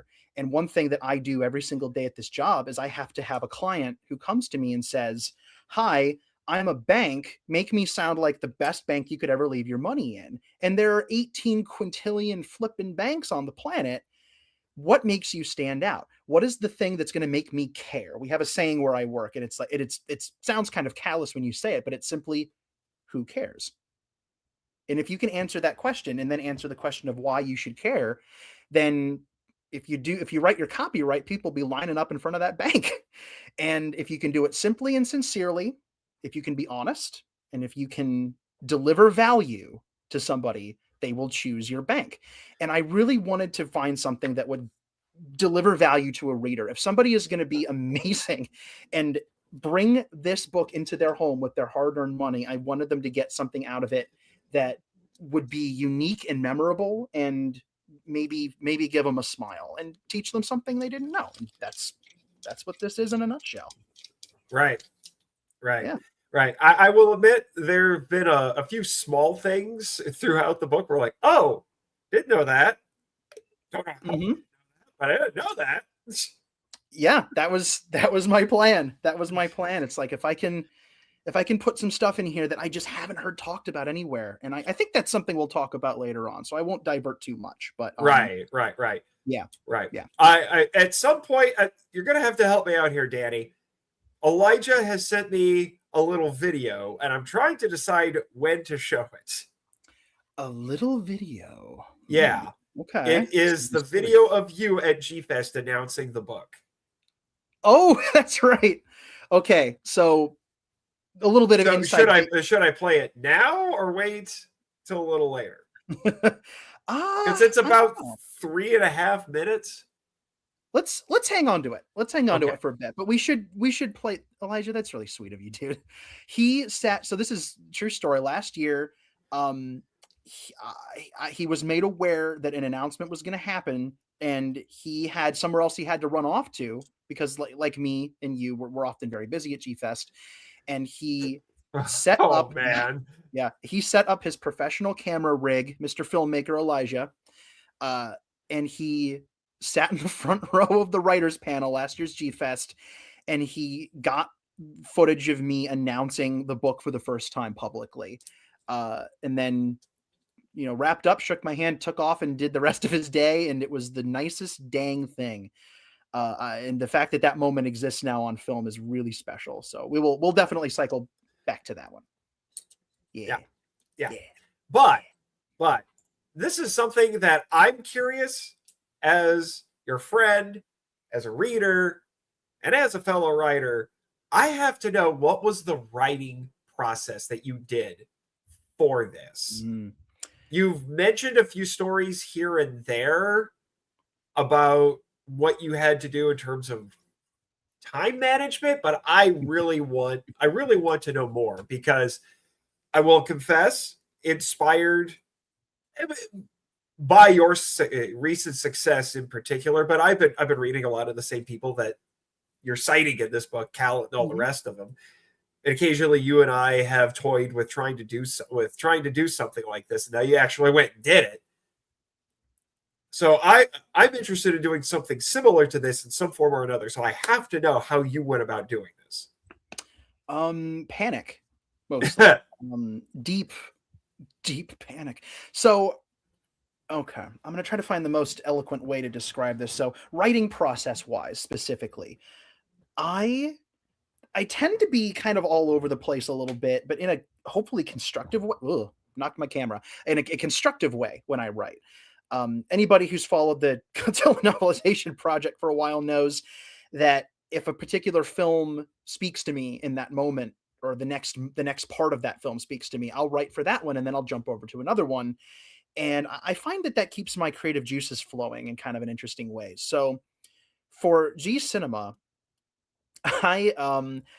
whenever I felt the strongest and like focus on a specific movie, like I had something to say, I knew what I wanted to say and how to say it, I would sit and I would write that. And oh my gosh, I wrote everywhere and on everything I possibly could. I lived, I ate, and I breathed this book for quite a while, including a very intense few months at the end of 2024, when a lot of the work was done to get it ready to send into the publisher by the end of the year. And there was a lot going on there. That's a whole story I'll cycle back to when we talk about, I think there's a question about stress. So I'll mention it there, but my time was absolutely just screwed up the end of that year. Did you have to write an outline? I did not write an outline. Okay. I did not write an outline. The book, when I said earlier that the book kind of wrote itself, I kind of mean it, because I sat down and the book fell out of my fingers, just out of my brain, out through my fingers. And a lot of the book, not all of it, good Lord, no, but a decent chunk of what you're reading is take one. Wow.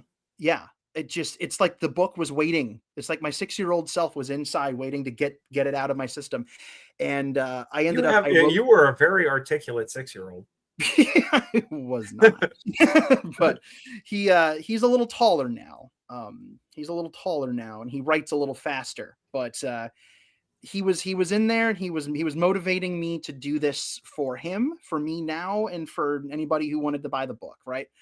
So I sat down and I just let the book come out of my fingers. And then I actually had to go back, like I said before, a lot of that stuff that like the fun facts and the behind the scenes stuff and the cultural stuff is stuff that's just been rattling around in my head for goodness knows how long. And I had to go back and verify all of it and make sure that I was properly cited and all that good stuff.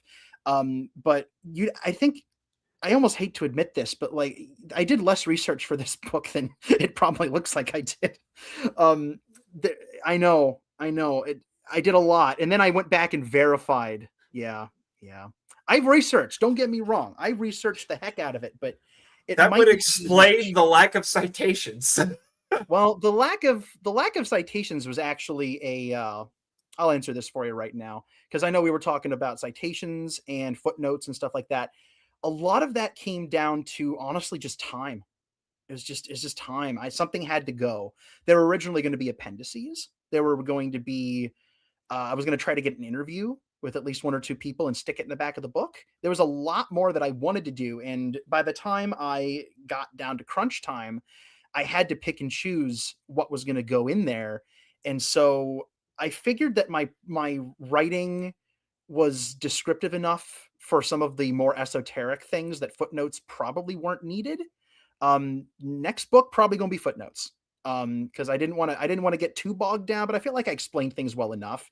I would have loved to have done individual citations for things, but again, Yeah.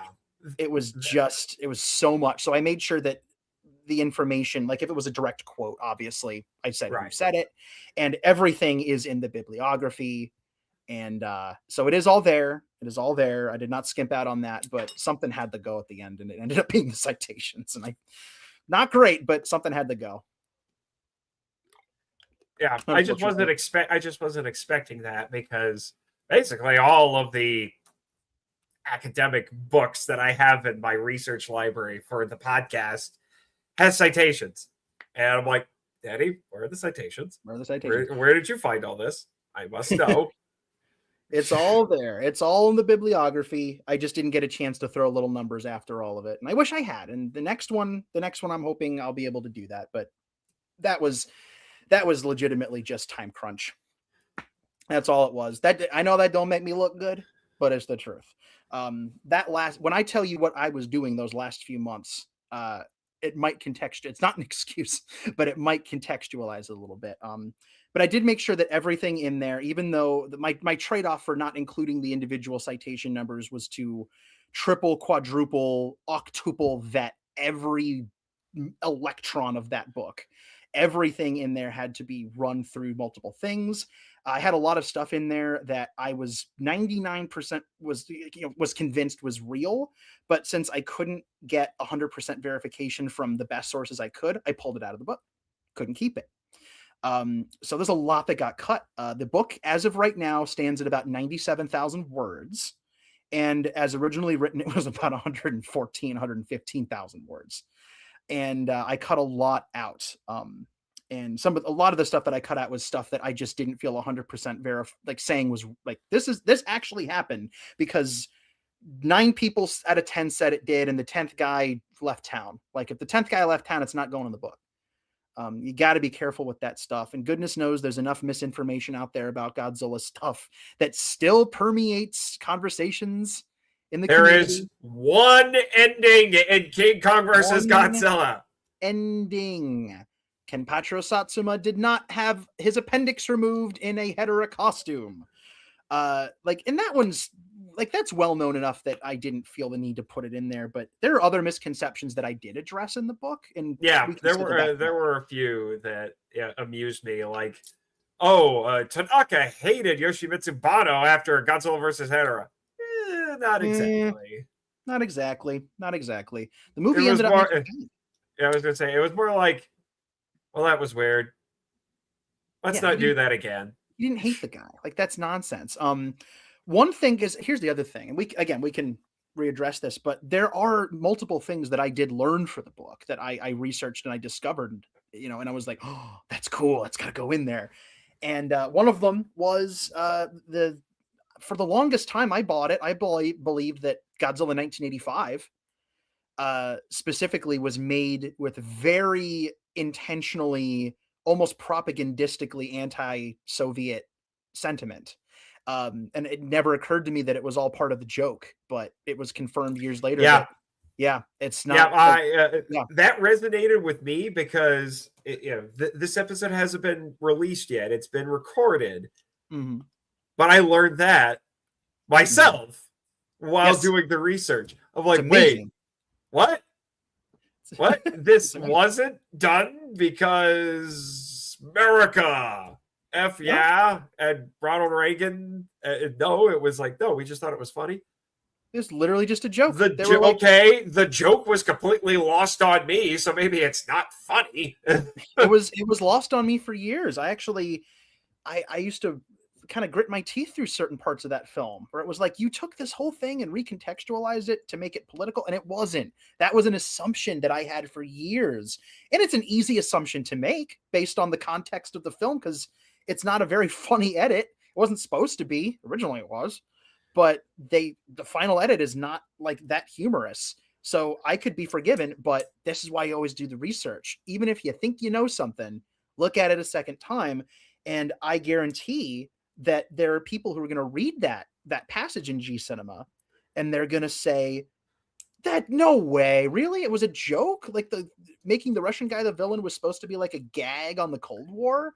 was just poking fun at it, and it wasn't supposed to be propagandistic. Yeah, that's the truth. And I didn't know that. And I literally within the last 2 years learned that, and it blew my mind. And I had to go in the book, had to clear it up somehow. Yeah, so which I really do appreciate. It's to the point now where I do feel like with some of my past podcast episodes, I almost feel like I have to issue retractions. Like I may have to do like a retractions episode where I'm like, so more research has come out. What I said before. Yeah. You know what's crazy? This stuff is evolving all the time. It's like the equivalent of, T-Rexes walking like kangaroos, and then they had feathers, and then they don't have feathers, and they have feathers again. Like this kind of stuff is constantly evolving as our context gets better, and we're able to talk to more people and translate things and go to primary sources. A lot of primary sources they're not alive anymore. So you got to be careful, but it's an ever evolving thing. And, maybe there's something in here that everybody thinks is real, but in 10 or 15 years, it'll be an accepted fact that was just a rumor and we didn't know. You never know. So to the best of my gosh darn ability, this book is as vetted as possible. And I tried to make it as airtight as I possibly could in terms of the facts, because when you're writing a fact book, you're writing a history book, you can't do anything less. And I wouldn't do anything less based purely out of my respect for the topic at hand, alone. But clearly, if you're going to be a historian, you can't just wing it. That's just not how it works. Yeah. So you mentioned kind of along those lines. So you were writing this, you didn't do an outline. You were just picking and choosing which ones you wanted to do. That's a very Danny move right there. Yes, it is. I have to say. But, you mentioned that you had to cut out about, 20,000 words or so? Something like that. Yeah, about 20,000 words. So what kind of stuff did you have to cut? And what was the hardest piece to cut? Good Lord. Some of it was pretty simple. The first thing that I targeted, because I wrote the whole thing as one big, giant, disgusting manuscript of just bad, that first pass is always, you know what I mean? Like, you don't write anything flawless. I'm actually kind of blown away by how much of pass number one is still in there in some fashion, because it just flew out of my system. But clearly you go through it as many times as you need to polish it up.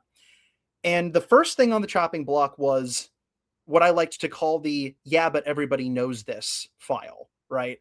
I had a section in there on Subaraya eating the octopus, and I took it out because everybody knows that. I had sections on, maybe a couple of other well-trodden things that people absolutely know. Everybody knows about the octopus. Everybody knows about fill in the blank.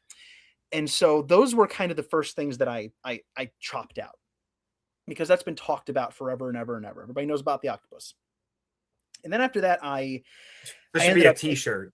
Yeah, everybody knows about the octopus. Everybody knows. Hey, Toho, Godzilla store, the people who make the finest giant condor apparel on the internet. I was gonna say, you know what, Toho, you made the meme real with the giant condor. Why stop there? Do the frickin' octopus do Udaku. Is that right? That's the thing's official name, right? Udako. Do Udako from King Kong versus Godzilla, you cowards. I want them to make a t-shirt with the lizard that the funny guy throws into the Fujiki throws into the ravine. It's only a lizard. Throw it. Like that lizard. And then after that, Skeleturtle. You know what? No, Skeleturtle's my man. He's got to go up to the front. I'm sorry, lizard guy. Skeleturtle's the winner. That's got to happen. Yeah, Udako, Skeleturtle, lizard. Yeah, that's the order. That's my tier list right there. You're welcome. Maybe they'll do it this year for Kim's onto something here. Udako versus Giant Condor. I would watch that episode of Gojiban. Thank you very much. That would happen. Oh goodness, I'm trying to think what the hardest thing to cut out was, because cutting out some of the more well-known fun facts was pretty simple. There was a little bit of extra history stuff in chapter 1 that I trimmed out because it was interesting but not relevant. I tried to make sure that all of the historical touch points in that chapter, which, as you mentioned before, covers a lot of ground. It covers ancient times up through the beginning of the 50s. So if it wasn't completely relevant, I had to make it go. Shockerus, please. Dead. All right. Okay. Udako, Skeleturtle. Oh my god. Shockerus, Lizard. Okay. That is the order. Remember that. Remember that list. Maybe like tattoo it on your forearm or something so you don't forget. And then we'll take it to Toho so they can laugh at the foreigners being idiots. Like, Danny, we all know if they made a life-size replica of the Shockerus, I'll take 3, you please. would buy it. Yes. And then you would do a photo op with it. With it killing me, yeah. No. With it killing you. I'll make We all know you would do this. This is true. Yes. Because, as you say, and it is in print, you can't take this back. Print is forever, sir. Yeah. And I quote, film historian, artist, voice actor, and professional goober. Professional goober. And I think that buying a giant Shockers falls under the goober section of that description. Udako. Yes. Udako, Skeleturtle, Shockerus, giant monsters, all out attack. Giant C tier, all out attack. I love it. That's cool. There's my next MIFV audio drama right there. There it is. There it is. Udako, Skeleturtle, Shockerus, giant monsters, all out attack. Danny, we're writing that script. All right. I'll add it to the list. It's a big list. My goodness. Thank you, Jane. Yeah. I place your bets now on who's winning that. Giant Condor is not here, so you can't pick Giant Condor. No, I'm going with the tentacles, man. I'm going with the octopus because it's much bigger. It'd be Shockerus if they didn't start making merchandise of Skeleturtle. Yeah. Udako, if Toho could handle the amount of pre-orders, that's fair because people would absolutely break Godzilla.org. Godzilla. I gotta be honest. I will probably break down like everybody else. I will bend the knee to the meme and I will buy that freaking giant condor figure. My goodness. If I don't get it off the website, I'm gonna get it at G Fest. I'll get it at G. It'll be $60. I'll get it at G Fest. It's fine. Godzilla.gov. Godzilla.gov. Yes, the governments of the world need to tell us what their Godzilla plans are. I need to know. The people demand answers. Come on. Okay, Japan has Godzilla plans, but we all know, especially because of the MonsterVerse, that Godzilla's not going to just stop in Japan anymore. No, he's going to go other places. So everybody needs a Godzilla plan. This is true. This is very, very true. What are we talking about? Things I cut out. Yeah. Things I cut out. That's what it was. There was a section I had to remove from the Godzilla vs. King Ghidorah chapter. Well, it was because that chapter, you haven't gotten there yet, but basically... No, I've read that one. Oh, you did read that one. I'm halfway... I am in the middle of the Destroya chapter. That's right. Okay. So that was a long chapter because it covers multiple films. I didn't have the benefit of giving each movie its own chapter. Wish I had. Didn't have that kind of page real estate. So that was a thing from the publisher. Danny, we all know you would write a whole book about every single one of these movies. I would do it. I would absolutely do it. I don't know if they'd be good, but I'd like to try. So, excuse me. Goodness, I'm coughing and talking at the same time. I had to cut out an analysis section where I talked about King Ghidorah as, oh my gosh, what was it? It had something to do with, something about post-war. It was like drawing an analogy to like post-war. I don't know what it was. I don't remember the specifics of it, but I really liked it. There was a section I did that was similar on Batra, where I was doing a little analysis of like Batra's place in that specific film and how it related to, the Earth and stuff going on in Japan at the time. I had to cut that out. That was a lot. That chapter got a lot of cuts. Oh gosh, I feel like I cut something out of Shin that I didn't want to cut too, but I'm gonna go with that King There's a Ghidorah section. lot that can be said about shit. Shin, I really had to rein myself in with Shin because I could have gone. That could have its own book, right? Like I could Oh, absolutely. easily. I'd love to write just a Shin book. My goodness. But I'll pick that. I'll pick King Ghidorah as the one that hurt me the most because I was really looking forward to talking some of the symbolism up in that film, and I had to cut it out. And it's like, gosh darn it! I'm sorry, 9-year-old me. Actually, Elijah, I think we kind of covered this question already. Oh, we did. I would say we kind. Well, yeah. For those who are listening, Elijah said, in a world where you could argue that G books are oversaturated, why should somebody pick this book over others? And earlier I did ask Danny, why write this, and I think that covered it. So I kind of covered it at the very least. I'll add something. I'll add something to that while we're talking about it because and this is kind of weird. This is going to be kind of weird, but I hope bear with me while I try to answer this here because there's a point to this. Why should anybody buy this book? Keyword should. There is no answer to that because you shouldn't. I'm not saying you shouldn't buy the book, but there's no reason why you should. Like I wrote a book. I'm trying to find the best way to explain this. I wrote a book that I really hope resonates with people, and I didn't write it so that it was like, what's the word? How am I trying to say this? Gosh, this is kind of a struggle, but I have a philosophy on this where I would never tell somebody that they should buy this book. You know what I mean? That's just not how I tend to do things, not how I tend to market these things. I would say that reasons that you might get something out of it are things that we've covered. It's a why book. That's all the stuff that we talked about before. It's a book that talks about things that it has fun facts in it that you might not get anywhere else. It has production history you might not get anywhere else. It has a big bullet pointed list of reasons why it would be nice to have it in your home and why it would be really, really cool to have it in your home. But I will never look at somebody and say, oh, look at that. Oh, Kim, that's so nice. Thank you. Again, for those who are listening, Kim just said in the chat, the answer for why someone should buy this book is because Danny. That is all.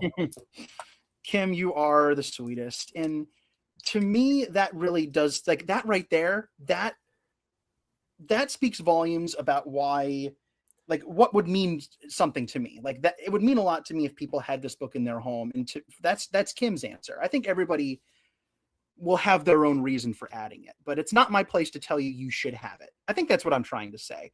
Should you have it? That's up to you. But I will never tell anybody that this is a must-own book that they have to have in their home. I can tell you why I think you'd like it, why it might resonate with you. But like, if you go back, this is part of my marketing philosophy, I guess. If you go back through, like, since I announced that this book was a thing, it's been almost a year. It's crazy. Never. Do we play the video later? We'll play the video later. But you will not find a social media post from me anywhere that says go buy this book. This is a must-have that you simply cannot miss, and you should have it. Here's the link. Go buy it. You won't find me saying that. All I have done is I have said this exists. This is where you can find it. This is what you'll find inside. And if you choose to bring it home with you, I hope that you enjoy it. And I hope that it means something to you. And that is all I will ever say. I'm never going to look at somebody and say, you need to get this. You need to buy this. This is a must-have thing. All I'm doing is I'm opening a door. And I think that people respond to that better. It's kind of the like, share, subscribe thing, where if somebody tells me to like, share, and subscribe, I'm not like, I'm at a point now where I'm just not going to do it. If somebody is begging, for me to like, share, and subscribe, I'm just, it's irritating to me, right? Danny. What? That is a little ironic. Is it? I have Zillafoot on my shelf. Mm-hmm. Did I tell you to buy it? No, because you said that. Well, I did it because I was parodying it. I know. I just giving you a hard time. I know you are. I just feel the need to remind people that you were in a kaiju masterpiece. I wasn't a masterpiece of kaiju cinema. That I was in. I play a character on screen in the greatest film ever, Zillafoot. It's a really good movie. No, I'm in it. I'm playing a character in that film. That's it's weird to say that I'm playing a character in a film, but it's been a few years. I need to accept it. I did. It's a thing I did. Hey, I love that I did it.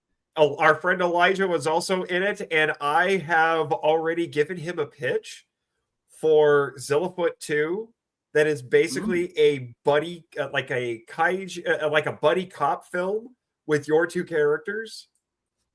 That's funny. I don't know if anybody wants to see me in the sequel. Oh my god! I have also officially named his character. What is it? I think I said Luke Skywatcher. Oh, lawsuit! Lawsuits! You don't want the mouse coming after you, Chuckles. See, we got another name. Oh, we got one. That's another one. Scratch that off your bingo card. That's yes. Everybody, grab your bingo card, and you can draw on it. You can put a little chip on it, so you can reuse it. You know, there's a lot of bingo options. Chuckles. So, to wrap up and kind of answer Elijah's question, I'm never going to be a like, share, subscribe. You should buy this. So, why should somebody buy it? I'm never going to tell somebody like that they should buy it. All I can do is like I can show you the open door, and if from that point you choose to spend your hard-earned money to put this on your shelf, just know that means the absolute world to me. That is what you have done is a tremendous gift to me. Don't do it for me. Do it because you want to learn something and put it on your shelf. And if anybody out there purchases this and they get something out of it, it makes them happy. It inspires them to go watch the films. Maybe they're just getting into this stuff and they're learning about it. I know people who know nothing about these films that have bought this book. And they're interested in learning because the fact that it's in book form is like oddly legitimizing for the topic, if that makes sense. You know what I mean? It's strange. So I think the reason why people should buy it is going to be up to each person. For whatever reason they want to have it, I'm just happy that they have it and that they gave it a chance and that they added it to their shelf.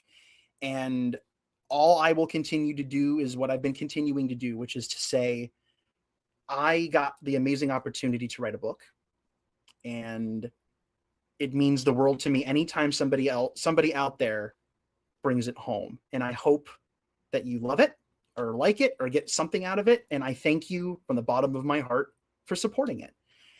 And that is all that's what I'm going to say. That's my philosophy. I won't tell anybody to go get it, but people know where to get it. And if they want to get it, they'll get it. And that's kind of it. And if you take that and combine it with some of the actual, reasons why it's a unique book that we already talked about, I think that's kind of the answer I'll stick with. Does that make sense? Yeah. Okay. It's a weird answer. A little bit, but it's very Danny.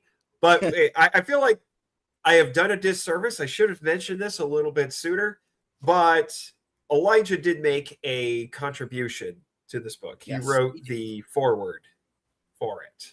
He wrote the foreword. So there were a couple of people on my list that I was going to attempt to get a foreword produced for. I was going to reach out to a couple of different people.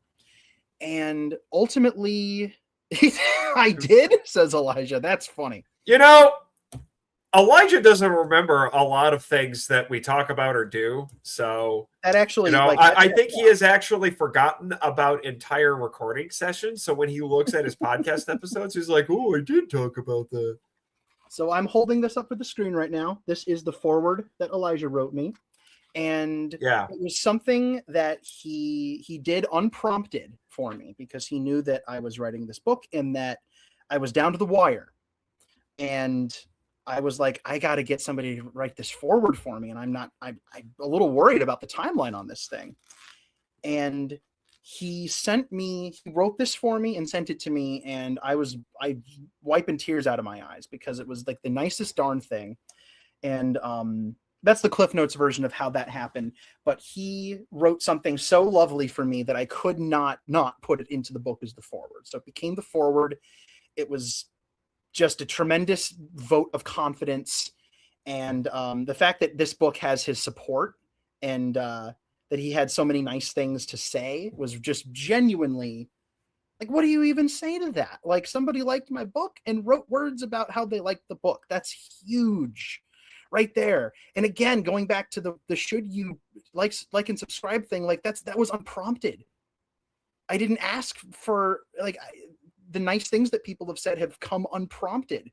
The purchases that have come have not been because I've said, stop what you're doing and go spend money. Like this book is being purchased unprompted. People are buying the book. And that to me is huge. It's so huge. Sent it to you on lunch break. Elijah says, yeah, I sent it to you on a lunch break. I had to work as I was finishing it. That's right. That is one of the that is an extremely Elijah thing. It is.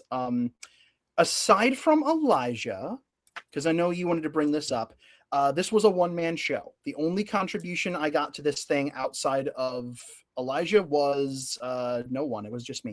It was just me plugging away. And in terms of outside like collaboration and assistance, obviously I had Elijah who was helping me, and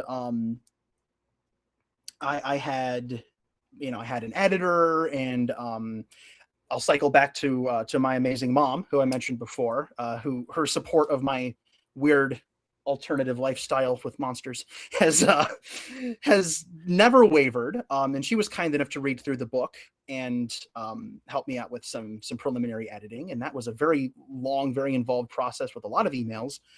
But it was very, very helpful. So she was involved. But in terms of the actual content, I wrote it and Elijah gave me a forward, and that was it.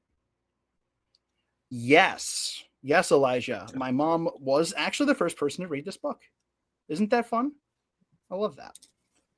It's like I said, this is all her fault. So I could think of no one better to give it a trial run. And she, as I recall, was pretty cruel. Actually, she did not like it. I mean, you dedicated the book to her. Yes, I dedicated the book partially to her. It is dedicated to 4 people because I couldn't pick, and she is one of them.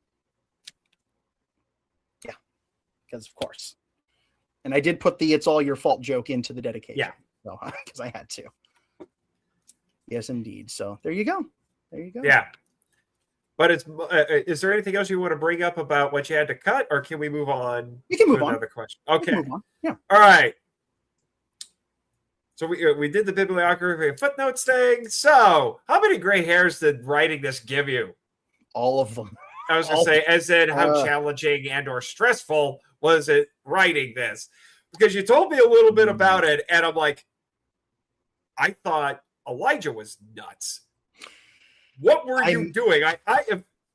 Maybe it's good that I didn't know that this was going on, because I probably would have been like, Danny, I'd like to see you live to see it published. I almost didn't. So here's the story. Here's this. So throughout 2024, I was working on this book in preparation to deliver it by end of year. Now, I had kind of a nutty year with just a lot of stuff going on. And then it was also the I almost said 50th. Wow. The 70th anniversary of Godzilla. So new stuff's happening all the time, and I'm adding things. And when I tell you I wrote everywhere and on everything, I take that to the bank, because I wrote this book like sometimes during like lunch breaks at work. I would write it at my work computer during my lunch breaks. If I would write it in bed on my phone in email drafts and email it to myself. Everybody does that. Yeah, well, now I'm just like you said, on everything and everywhere, and I'm like, he's writing it on his palms. He's gonna write it on the back of the person in front of him in the grocery line. Like I did tattoo some strangers for this book. I'm not ashamed. No, I might have actually doodled something on the back of my hand once. Like I might have done that. Don't quote me on that, but it sounds familiar. I wrote it on the notepads, wherever I could find notepads. I wrote it in journals. I think there might have been a napkin involved at one point. I wrote it just literally, I wrote it on my tablet in my living room. I wrote this thing here and there. I wrote this thing everywhere. And I'm actually fine with green eggs in ham before you ask. Ooh, a comment from Elijah. I want to highlight that Danny wrote his Dead Ace essay, Dead Ace's back copy, and co-wrote and co-commentated Ninja Monsters, copy edited Outer Man. Dude, you brought this up already. So I did all that. Well, what he's illustrating is that a lot of this was done overlapping. So this was like all that stuff that he mentioned earlier. A lot of it was done at the same time. So what ultimately happened in the year of our Lord 2024 was yes, quite. We got to bring that back. I had to get one in. It's fine. Yeah. Off the bingo card. Anyway. Off the bingo card. So the year is wrapping up. I'm writing stuff left and right, and then I'm basically taking all of these just disparate things. I'm taking handwritten, whole chapters handwritten. I'm transcribing them by hand, and I'm taking them out of notes, and I'm emailing things to myself, and I'm plugging it into the master Word document and all this stuff, and I'm rearranging things and writing sentences to stitch it all together. And then we start to get toward the fall, and something very unfortunate happens. So this is a little inside baseball. At my job, my marketing job, I work as, my official title is a creative consultant. It's actually going to be senior. I'm getting promoted here very soon, so I will be senior creative consultant, which makes me sound more important than I am. Yes, gotta straighten the jacket a little bit. It's not a big a deal. Just a senior creative consultant. No, it's cool. I worked very hard for that, and I'm very happy to get it. You got to come up with like the party version of that that makes you sound really cool. Any attempt to make me sound cool is just not going to work. Like, that's the thing. No, you got to make the job sound cool. Oh, the job sound cool. Okay, that's that's what I'm talking about. It's just like I've worked as a substitute teacher, and I've come up with what I call it the party version. I think I heard a comedian was talking about this. Like, you got to come up with like the party version. Yes. Basically, it's like what you tell people at a party. It's like, oh, what do you do? And then you make something up and it sounds super cool, highfalutin. So yeah, so I've worked as a substitute teacher. So it's like, oh, I'm a chaos management specialist. Okay, that's pretty good. As a sub, that does line up. So at my job, there at the time were there are three people with my title. It's me and there's two other people. And one of those three individuals left the company, quit. And that left two writers to do all the work of three people while we tried to find a replacement.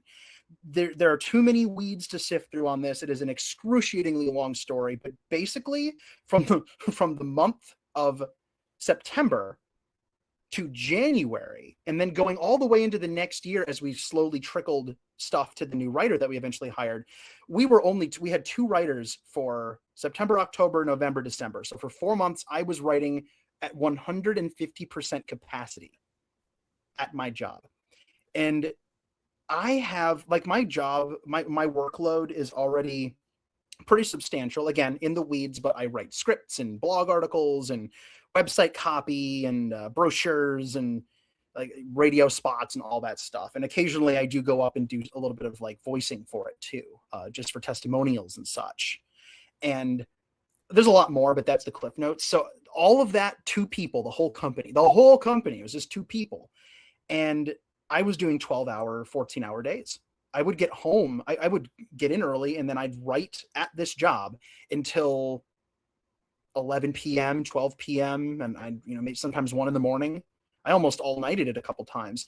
I would do 12, 14-hour work days, and then I'd go home, and I'd write this book until about 5 or 6 a.m, sleep about an hour and a half, 2 hours, and then go to work and do another 12, 14-hour shift. Well, not shift. It's not shift. It's an office job. It's a 9 to 5, but I couldn't go home because I was writing 200 scripts every 30 days. I was doing, and that's not even including all the other stuff. And then in the middle of all this, it's also Godzilla's 50th anniversary. I did it again, 70th anniversary. Yeah. Gosh, I'm tired. Maybe I'm still feeling it all these months later. Apparently, you're just really itching to watch Final Wars. I would love to watch Final Wars. I would watch Final Wars right now. I love Final Wars. So it's ridiculous because this all happens, and because I'm also operating the Godzilla Novelization Project, I had to do something for the 70th, and I had this plan for a while, and I'd done some pre-writing on it, but I knew I needed to do this. I ended up writing a new chapter for the GNP for every decade, right? So there were 7 decades, 7 novelizations got a chapter. So I wrote 7 book chapters for 7 different movies, and I did my annual October horror movie review-a-thon on Facebook. Oh yes, Final Wars watch party soonish, very soon. I'm down for that. So I did all these. I wrote 31 movie retrospectives, 7 chapters, upwards of 1,000+ scripts, and this book all at the same time. So gray hairs, I have a few, a couple there. They haven't all gone away. It probably took years off the end of my life. It probably did. I joked with that about. I made that joke with a few people. See, I'm having the same problem you are. But anyway, this could be a turn into. The stream could crash and burn so hard right now when you got 2 people who apparently are starting to get a little tired and the caffeine's wearing off. But no, I made that joke with a few people. It's like, yay, G Cinema is out, and I'm going to die 5 years sooner because of it. Yeah, probably.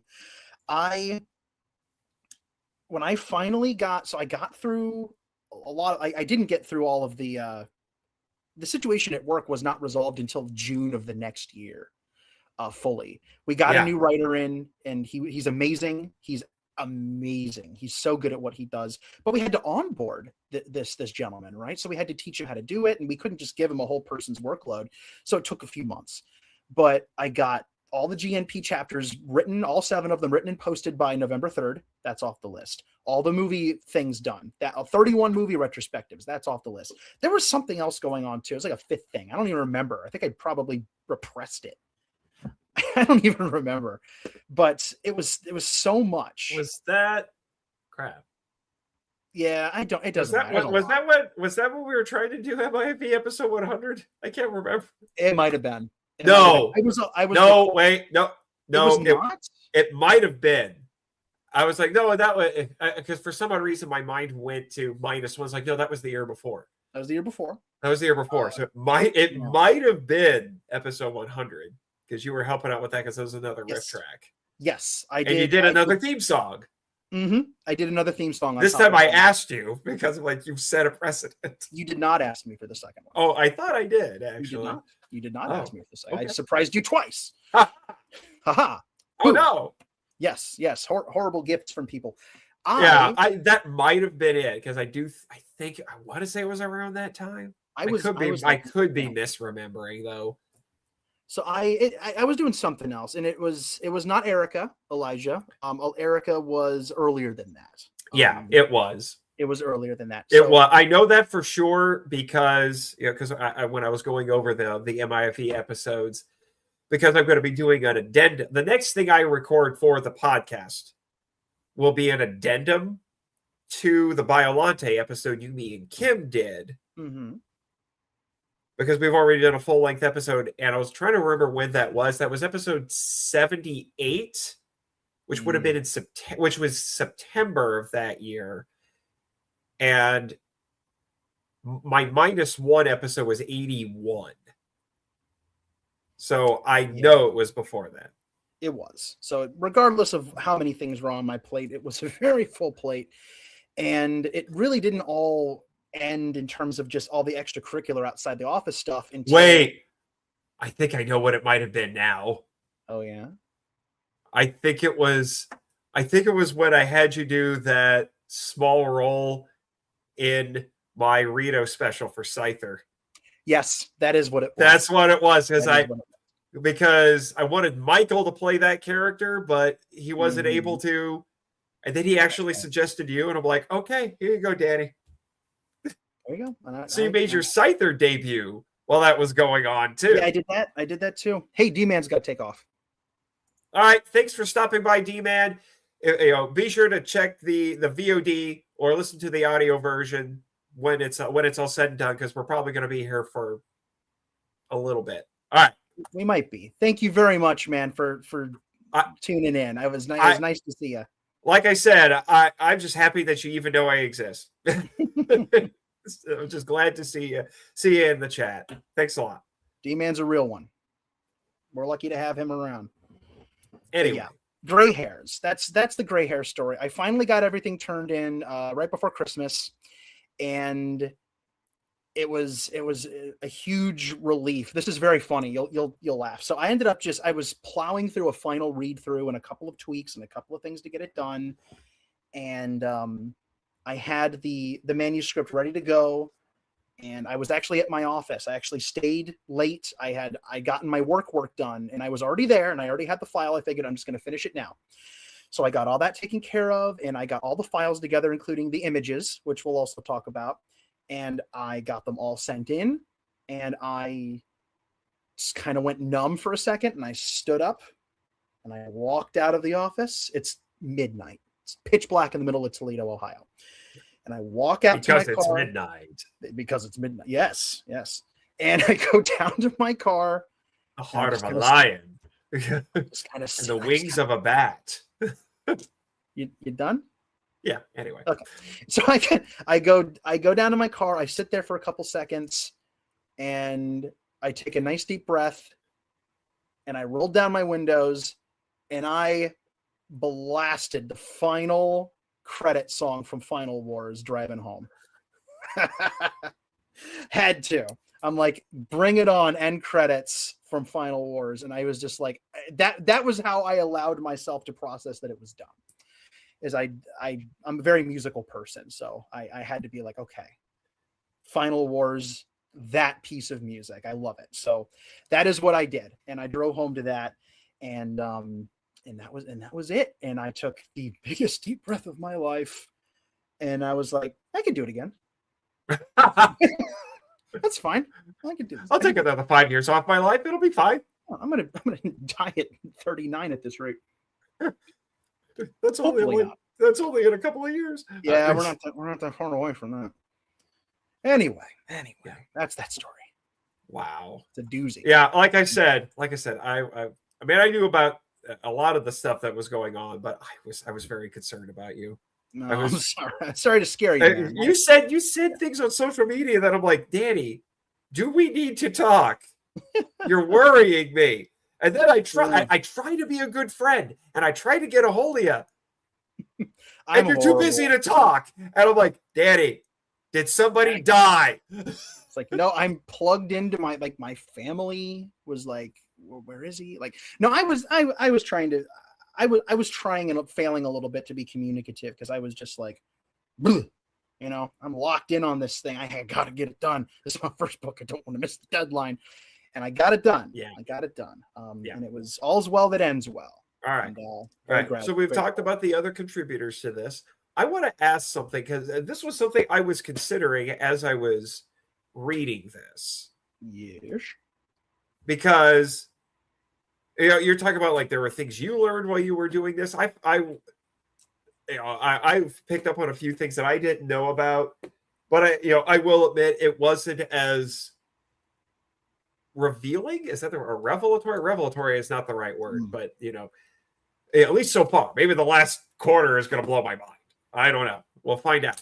But I wanted to ask you, who is the audience for this book? That's a very important question that writers have to ask themselves when they write anything. Who is the audience? It's pretty simple at the end of the day, and but also there are layers to it. The simple answer is, if you like Godzilla, this is for you. If Godzilla's ever spoken to you on an emotional level, and if you've ever been curious, this is the book for you. I hope you'll give it a shot. I tried to write it to be informative, but not too dense, because I wanted it to be specific for fans, but not so specific that it alienated different kinds of fans. What I really wanted to do, because to me, there are two different schools of thought on this. There are the people who know this stuff, and you got to cater to them. When you pick this book up, you knew a thing or two about Godzilla.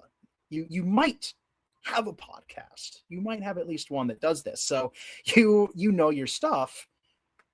So I would hope that somebody that has the kind of knowledge base that you have and other people would pick this up and get something from it and learn a couple things they didn't know and enjoy the story as you're going through it. That's the other thing about this book, is I wrote it to feel like a story being told. That was another approach that doesn't often happen with books like this, is I wanted it to feel not prosy. I didn't want it to feel novel-esque, but I wanted it to have a flow and a sense of, rising and falling action to it that kind of recontextualized the whole history of Godzilla as like a grand story that's being told.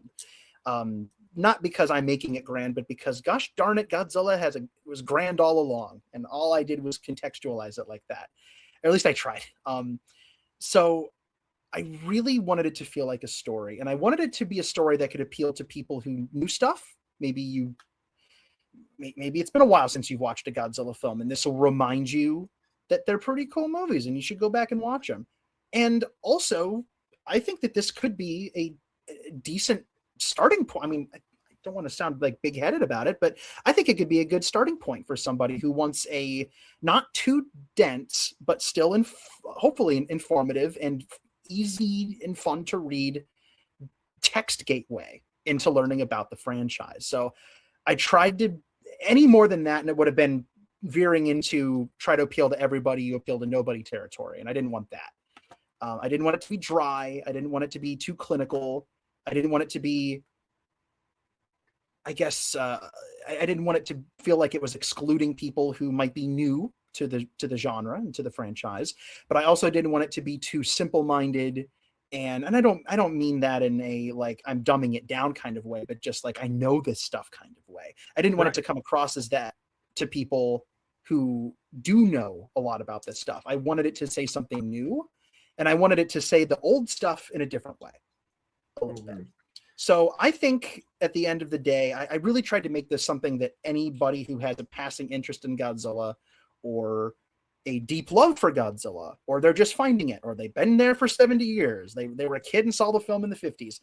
I'd like to think that anybody in that general I love Godzilla bracket could pick this up and get something out of it. At least that's my hope.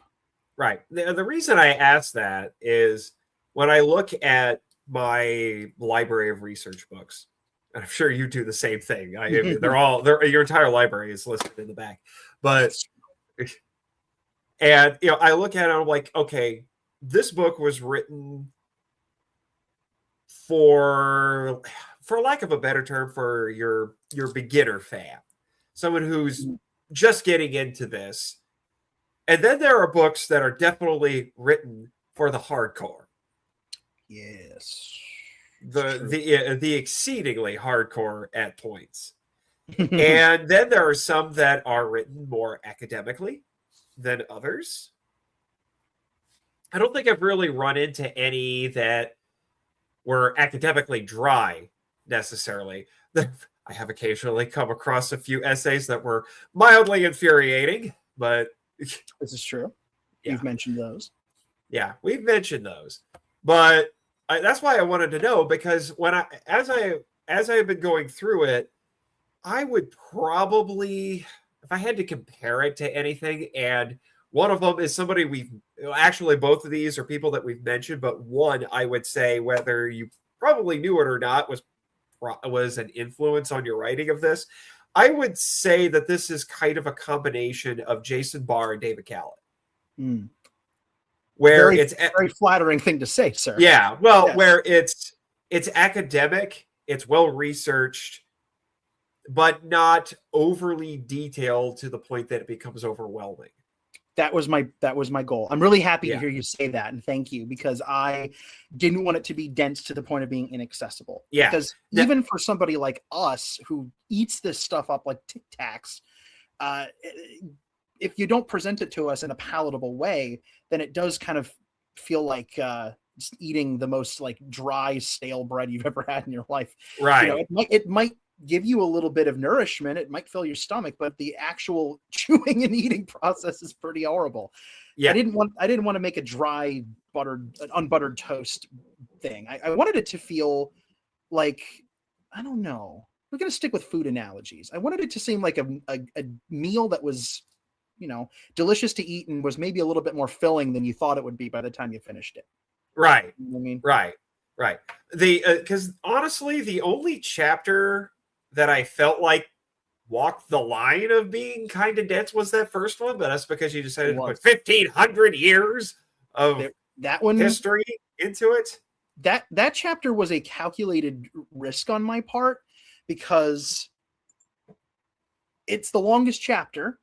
It is a long chapter and it covers a lot of ground, but I really felt that it was important to do that because, again, we're talking about things that no other Godzilla books have done, at least that I've seen, and I've got pretty much all of them.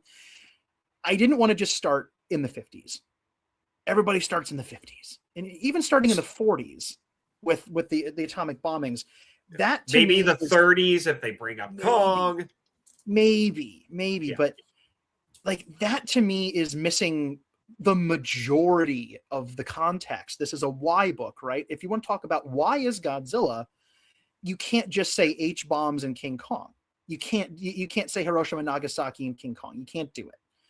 You have to go further back. So that first chapter talks about the formation of, and I feel like I tried to make it as breezy as I could. It talks about, the beginnings of Japanese culture and why their art is the way it is, why they like everything that's in there is relevant to Godzilla in some way.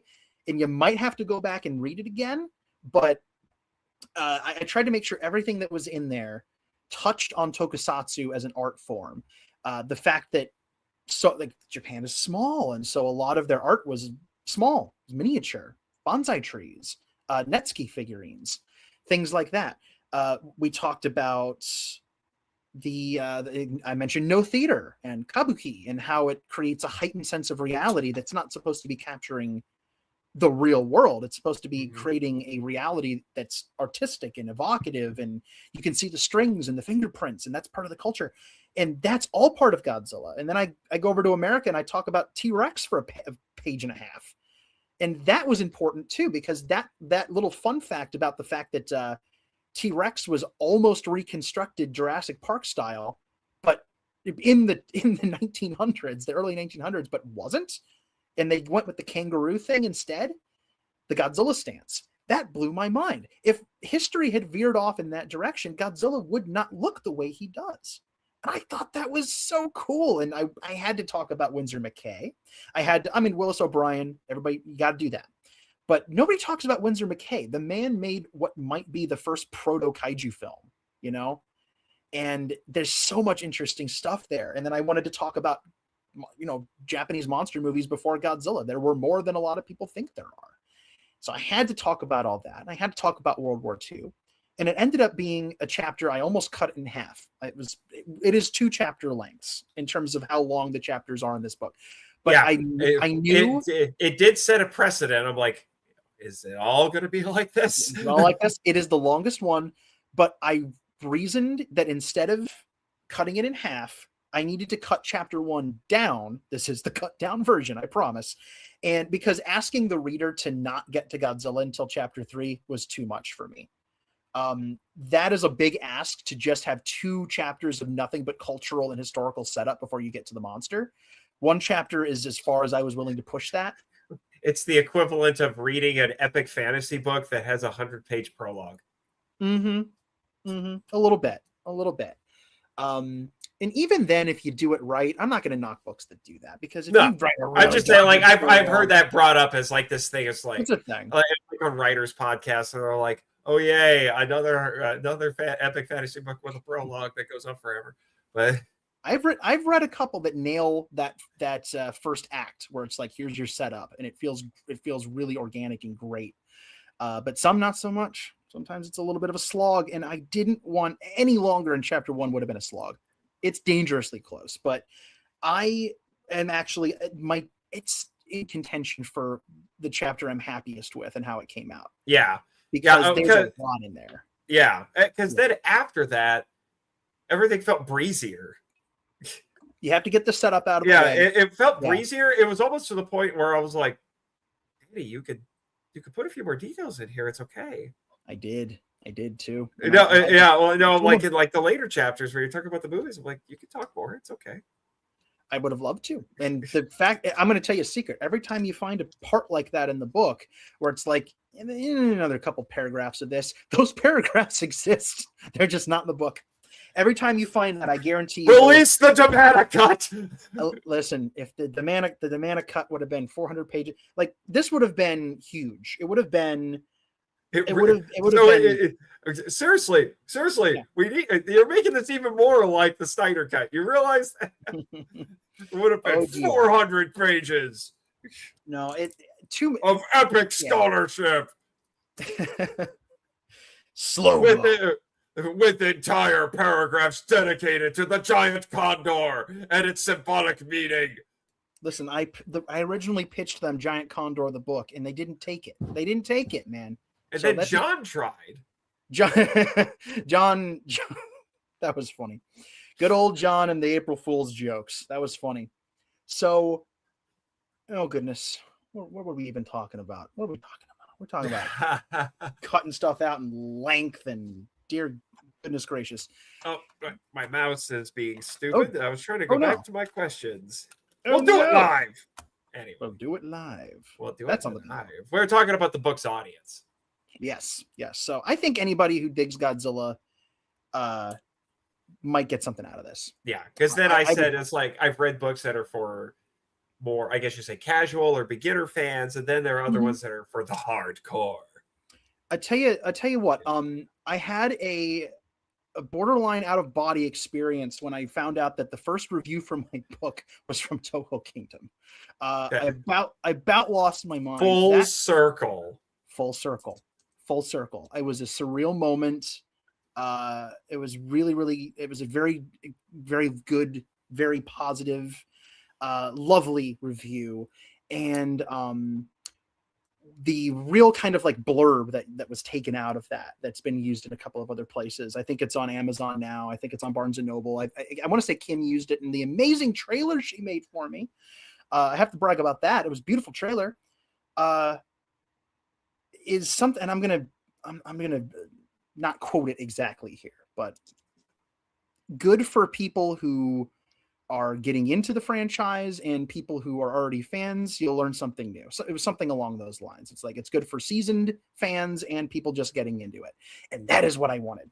I did not want any aspect of this book to be gatekeepery in any way. I wanted anybody who thinks Godzilla is cool to pick it up and be able to get into it.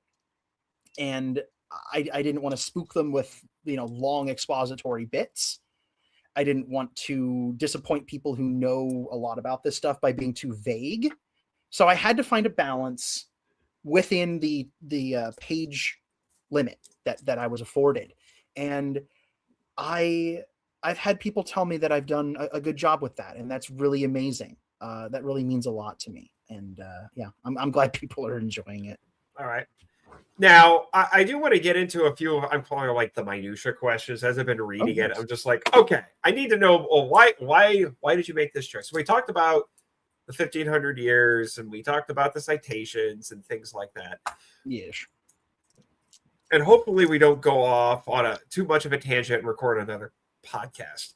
But one of the things that you did in this, and I have seen something of a shift with this, but I think yours is the first, we'll say, official source to make this shift. Goes back to what we were a bit of what we were talking about earlier with the screenwriters. So you talk a lot about Shinichi Sekizawa, who's, both of us admire quite a bit. Well, he had a compatriot who did a lot of other Toho movies back in the Showa era. Notably things like Rodan and Matango, and weirdly enough, King Kong Escapes. Stuff like that. For the longest time, we had assumed that his real name was, which is how I was bringing it up earlier, was Takeshi Kimura. And then later on, when he became disenchanted with the work, went by Kaoru Mabuchi. The theory being because Kaoru is a unisex name in Japan, so no one would really know it was him. Mm. Apparently, the scholarship with that has started to reverse. And now the belief seems to be that Kimura was the pen name and Mabuchi was his real name. I'm still trying to wrap my head around that and make the paradigm shift. Can you talk about that for a few minutes? Because, like I said, you're the first, we'll say, official source to make that shift. It's something that I know of. Yeah, it's something that has been on my mind a lot since we did our panel all those years ago. Wow. So 2019. Oof, 7 years. That's sobering. Anyway, I love learning about these two guys has been really, really fascinating. And again, for the longest time, I had no real reason to think that the names would be reversed. But the more research I did, going back and looking at just stuff from the time, things that were written at the time, and interviews, and stuff that happened in accounts, and conferring with some other people on the subject who looked into this stuff before I even knew it was a thing, it seems pretty undeniable at this point that Mabuchi we had it backwards. That Kimura was the name that he wrote under. And that kind of blew my mind in a lot of ways. One of the first people who brought this up was our mutual friend Grattan of the Giant Monster BS podcast. And it was something that was really, really eye-opening to me. And we chatted about it a little bit at the time. And he was the first, he really got me kind of convinced on it. And the more I dug into it, I was like, you know what? I think this is the way it is, So that to me was something that I absolutely had to include, because I had not seen that codified in a book yet. One of my other goals with this book was a lot of the big discoveries and the big changes and the big interesting things, or even just fun facts that haven't been talked about. They're spread out all over the place right now. They are part of interviews. They are part of articles and podcasts, and maybe one book over here will mention it, but they won't mention anything else. What I really wanted to do was take a lot of those revelatory things that are kind of paradigm shifts that have happened within the world of kaiju academia, and put them in the book, give them a home, make kind of codify them a little bit, put them in print. And this was one of those things. The whole idea, the stuff about the King Kong versus Godzilla endings has been talked about before, but I wanted to go back, and I've never seen a book mention the Spaceman magazine. I'd never seen that. And the idea of who won, the big question of who won, who didn't win, was it a tie, did Kong win, did what, all that stuff. It's such a crazy thing. And most of the stuff I've seen talking about that all comes down to personal opinion, right? But maybe a little bit of cultural context and a little bit of history to back it up. But at the end of the day, it's like, well, I wanted this outcome. So I wanted to break it down and say, well, this person said this at this time, this person said that at another time. And really at the end of the day, this is kind of how it is. This is why it's confusing. Again, why? Why is it confusing? Why can nobody agree on who won this thing, whether it was Kong or a draw? Nobody really thinks Godzilla won it, but what's the answer? And the truth is, it's complicated. And so I wrote about it being complicated. So the Kimura thing was absolutely part of that, because I hadn't seen that anywhere else, locked in. It's something that I've seen discussed elsewhere. It's stuff that I'd seen that I talked about with people with, and I'd researched, but I hadn't ever seen it, kind of in book form, something that people can go get and use as a source for things. And so that was one thing I knew I had to put in there.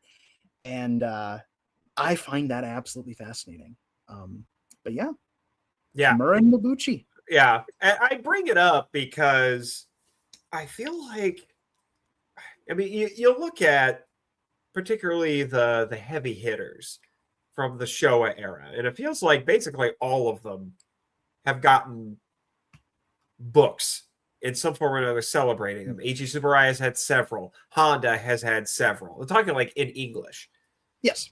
Akira Fukabe is finally getting one because the guy, I can't remember his name off the top of my head, but the guy who runs akirafukube.org, who's basically been, Hominick, who's basically been doing the website, and then finally got someone finally says like, dude, why don't you just make it a book? And he's like, you know what? I will. So he's putting that together. So that's going to be a big deal. You know, at this point, the only one of like the big heavy hitters that we need is Tanaka. I'm surprised there isn't a Tanaka book, but maybe people think he's less interesting because he's a producer. I don't know. Which is nonsense because he had an amazing career in life. For sure. But the screenwriters, that's why you and I did that panel, because the screenwriters don't get enough love. And I feel like we did that panel kind of at the point where people in the fandom started talking more about the screenwriters. And it was largely because of Khaled. Khaled was the only guy who was really talking about them all that much. Yeah. And that was when people started to, like I said, started to talk about them more and take more notice.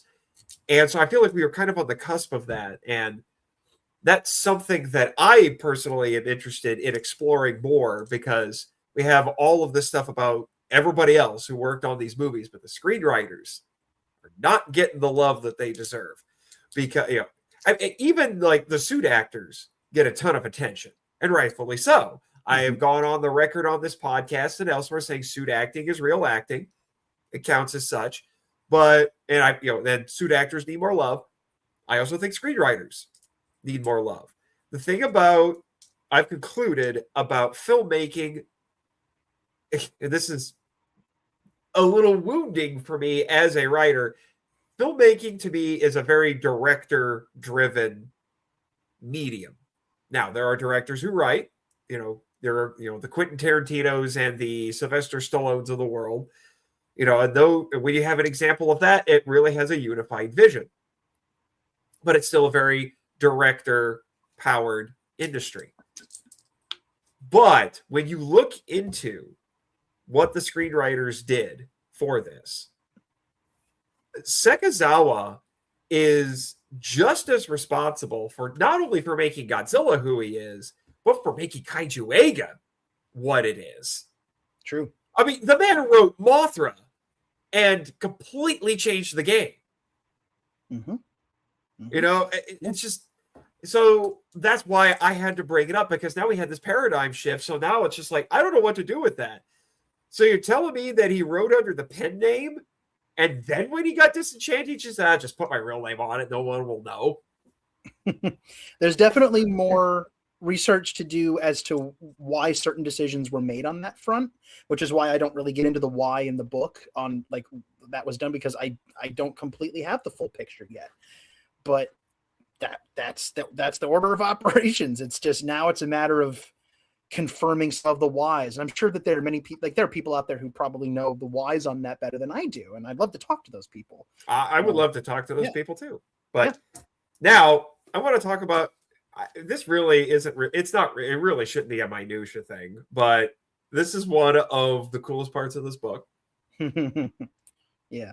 And I feel like it might have been done as a little bit of a workaround, because one of the things that has plagued a lot of English language, shall we say, academic Godzilla books, is Toho has very strict policies on the use of images. This is why the David Khaled's book famously goes out of its way to not have, even on the cover, a picture.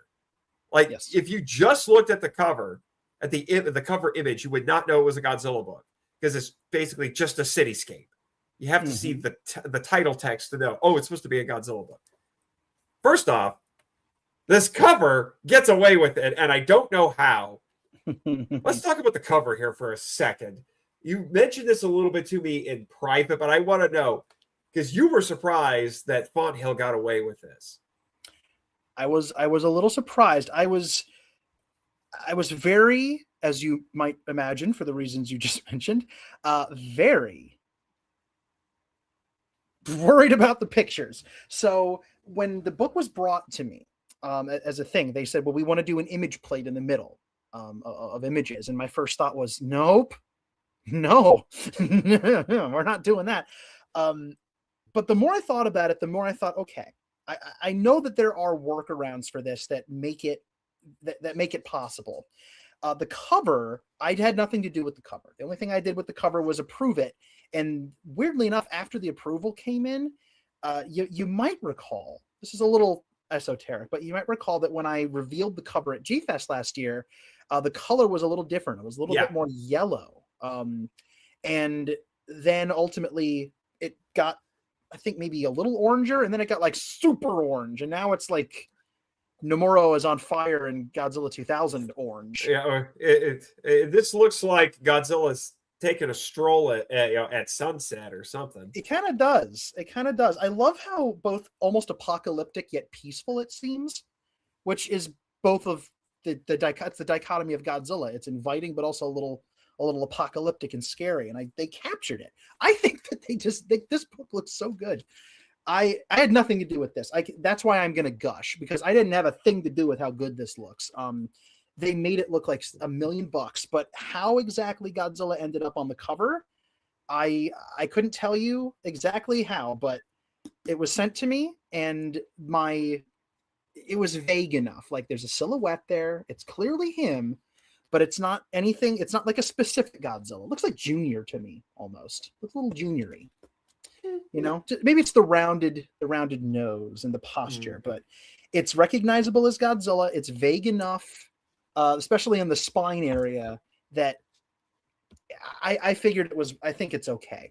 And one of the reasons that I was empowered to do that is because of how I got the images to ultimately work. So it's a little tricky, and I had to go. When I say I had to go the extra 9 yards, what I actually mean is I went 18 yards. And we'll stop here for a second because it looks like there are some comments. Oh, okay. Well, Elijah's saying, well, it's definitely Heisei. Yeah, I could tell that, because to be honest, Heisei Godzilla might be the most iconic design for Godzilla. It's very near and dear to my heart. So having him on here really felt like, again, my inner 6-year-old was very and Kim says, I really wanted to use the shot of Godzilla and Nomura in the trailer, but I didn't want Toho to send out a SWAT team. Yeah, it would have been great. But even for the trailer, we were trying to be very careful. Yeah, and that's one of the reasons the book is called G Cinema as well. I actually here's a story for you. So I pitched the book under a couple of different potential titles. The one that I really liked was G Cinema. And I picked it because I was unique. It was interesting. 2, here's another little thing. You will not find the Godzilla films described as movies in this book. I made sure to only use the word film. Interesting. Yes, that's a little Easter egg. I will never say Godzilla movie. I only use the words film and cinema. There's an argument to be made that there's a distinction between a movie and a film. Now, I don't know if I personally buy that, but the fact that it's an idea that's out there in the world gives it power in a way. And so I wanted to try and see if it was a challenge for myself. Can I get through this whole movie without this whole book, without saying Godzilla movie? And I did. They're only ever described as films and cinema. I wanted to take it seriously. And so G Cinema. It also gets away with not using the name Godzilla, because I did not want to use the name Godzilla in the title. But I originally thought I might be able to get away with it, as there are books out there, like Dave Callett's book uses the name Godzilla, and other books that are not officially licensed do get away with it. And here's something funny. One of the original pitch idea titles that I put in for this was Godzilla: The First 70 Years. That's hilarious. This was before Stephen Ed's book was announced. That is hilarious. I pitched this, wrote it, and turned it in half a year before I knew their book existed. That is so wild to me. Yeah, so I'm glad I didn't pick that one. Yeah, that would have caused some problems. Elijah wants to comment on that. He says, in the film world, film is higher art and movie is an entertainment piece. That's the idea. That's the philosophy behind that. Is when you go get your popcorn and watch some big explosion, you're watching a movie. But when you're watching something that's a little bit more high, like I guess highbrow, a little bit more seriously minded, seriously made with intention. There's not a single Godzilla movie that's not made with intention, right? They're all made with something. And that to me is the ethos of cinema.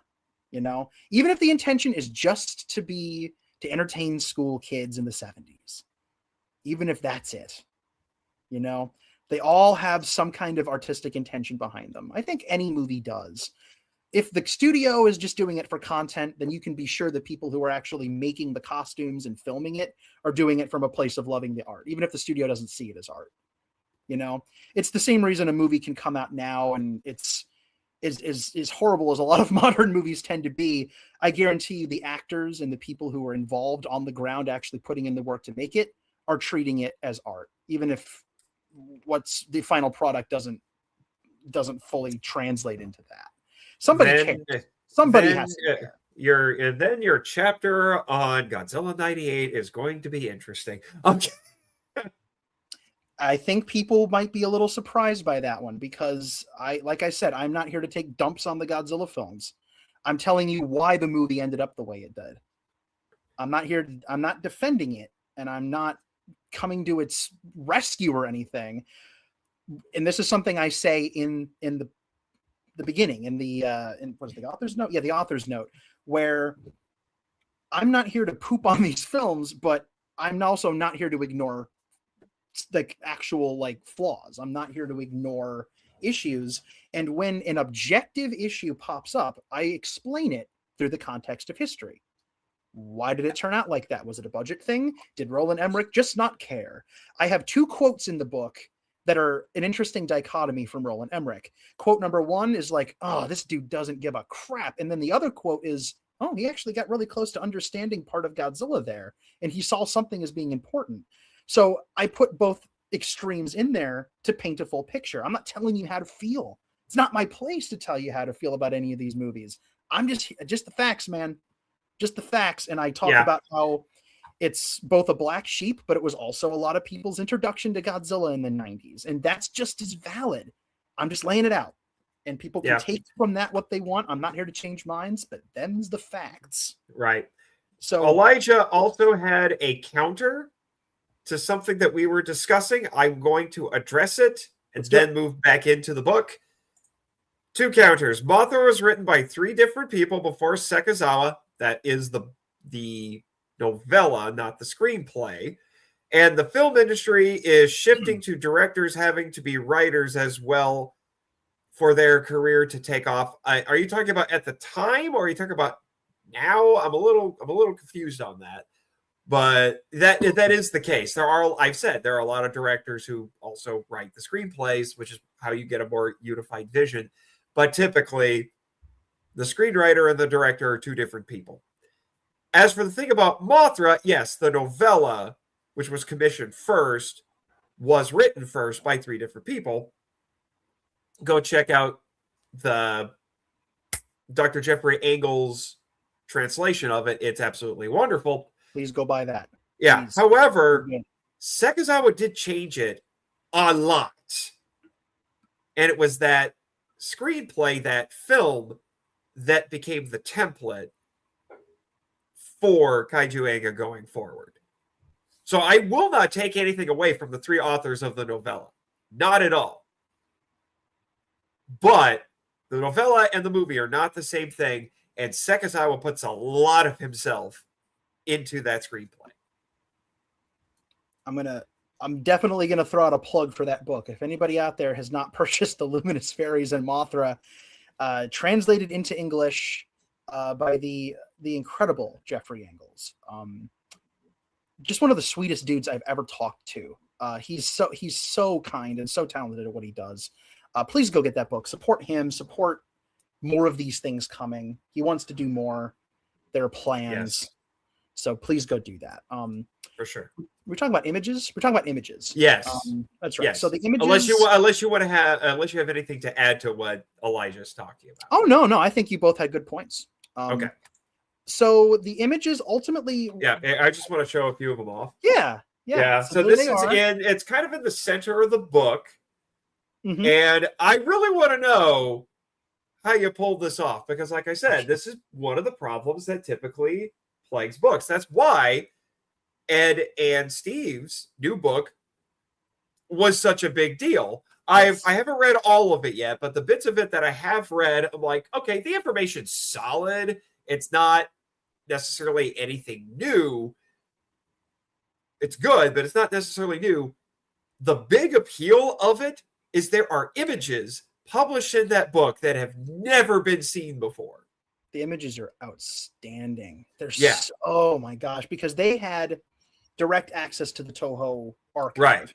And so they got official production stills and all that stuff. Now, what they were given for that film was not marketing material, right? They were given private stuff. They were given stuff right from the horse's mouth, for lack of a better way to say it. So here's what we're talking about. Every image you see in this book, in that image plate, is a physical item in my home. Every single thing. All the lobby cards. Those are 2 lobby cards we're looking right now, listeners, specifically listeners. We're looking at 2 vintage 1965 lobby cards from the American release of Ghidra, specifically Ghidra, the 3-headed monster.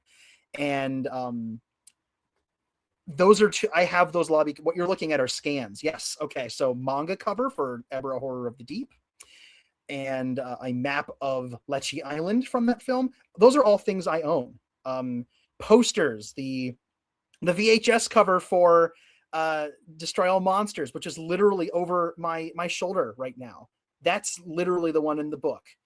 Laser discs, the Godzilla vs. Megalon comic that was handed out by Cinema Shares, vintage theater advertisements, DVD covers, the cover for the Marvel comics. Signed DVD by covers. Yes, Tomoko Ai and Katsuhiko Sasaki signed that for me in 2014 or 2015, I believe. So it's just like all of those things are physical things that I own. I did not pull a single image off of Google. I did not pull a single image from like Getty Images or an archive or anything like that.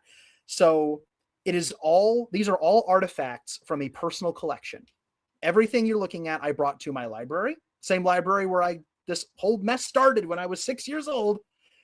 Those are my tapes. Yes. So a lot of my VHS tapes ended up in the book. Toy cards, the Godzilla Island image that you're looking at there is the back of a Mothra, a Bandai toy card. A ticket to see Godzilla 1998 for free. There is, and I think you might have, I think you went past it. There's an animation cell of Godzuki in there from my collection. From the 1970s Hanna-Barbera series. There he is. A lot of those posters you're seeing, you're either looking at actual full-size posters from my poster collection or files that I got in Japan, clear files that have the poster artwork on them that I was able to duplicate. I just now noticed that the Godzilla vs. Biolante VHS still has a price tag. Yes, it still has the shrink wrap on it. So the price tag is on there. It's this one right here, right over my noggin. All those tapes are these ones right here. And those were my Heisei representations. I had to get each film represented in some way. Right. And so I did that. Like the physical media covers in particular were amusing for me because of like, oh, I have that, or I once had that. Yes. Because unfortunately, and there's been points where I've kind of regretted it a little bit. I was a bit of a practical collector, as I like to say, and once I upgraded, I parted with the older editions, and there were a couple of times, like I said, I regretted that and remedied that, especially once I busted my butt trying to get the Godzilla versus the Smog Monster VHS. Yes. Oh, look, it got put out on DVD and now it's on Blu-ray. Well, I guess I don't need this VHS anymore. It doesn't have the superior AIP dub where the song is dubbed. Crap! Did you have this one? The VHS again? Did you have this one? No. Then surely you had this one. Yep. There it is. There were only 2. There were only ever 2, and these are the 2. They're very rare, but I do have them. And for Hedera is very special to me. I adore that film with every fiber of my being. And I actually wanted to do something really special. I'm mumbling. I wanted to do something very special for that. So Hedera's representation in the book is a Smog Monster AIP press kit cover that has that beautiful artwork on it. The full press kit is wild. It's got some crazy stuff in it. And there it is down there at the bottom. It's big and magnificent in real life. And it's a beautiful book. It's so good. And I wanted to get that art on there. And I wanted to get like the name Smog Monster in there too, specifically, because I just love that name. So yeah, the images were interesting. So there is precedent for this. This is something that I believe a lot of Font Hill books have done before, just based on having purchased some and looked at them. And it's something that books like the Godzilla FAQ have done, where the images are from a private collection. They're a personal collection. They are items that you can go buy, or they are promotional items. All the posters, I want to say probably about a third of the posters are real ones. A lot of the older ones are replicas that I purchased over the years. A lot of them came from a big box that I bought at a convention that had replica Showa era posters, and they're just beautiful. And I knew I had to get them in there to get the artwork represented in some way. And some of them are very unique. I tried to put posters in that some people might not recognize. And it was quite a journey. And so everything you're seeing, this one I didn't recognize. Which one? The GMK one? The GMK. That is the album cover. That is the Mondo album cover. Mondo or Waxwork? I don't remember which, but that is artwork from that. So Mondo. There you go. Okay. So everything you're seeing, because it's from a private collection and it's all basically like merchandise or marketing material, it's fair use.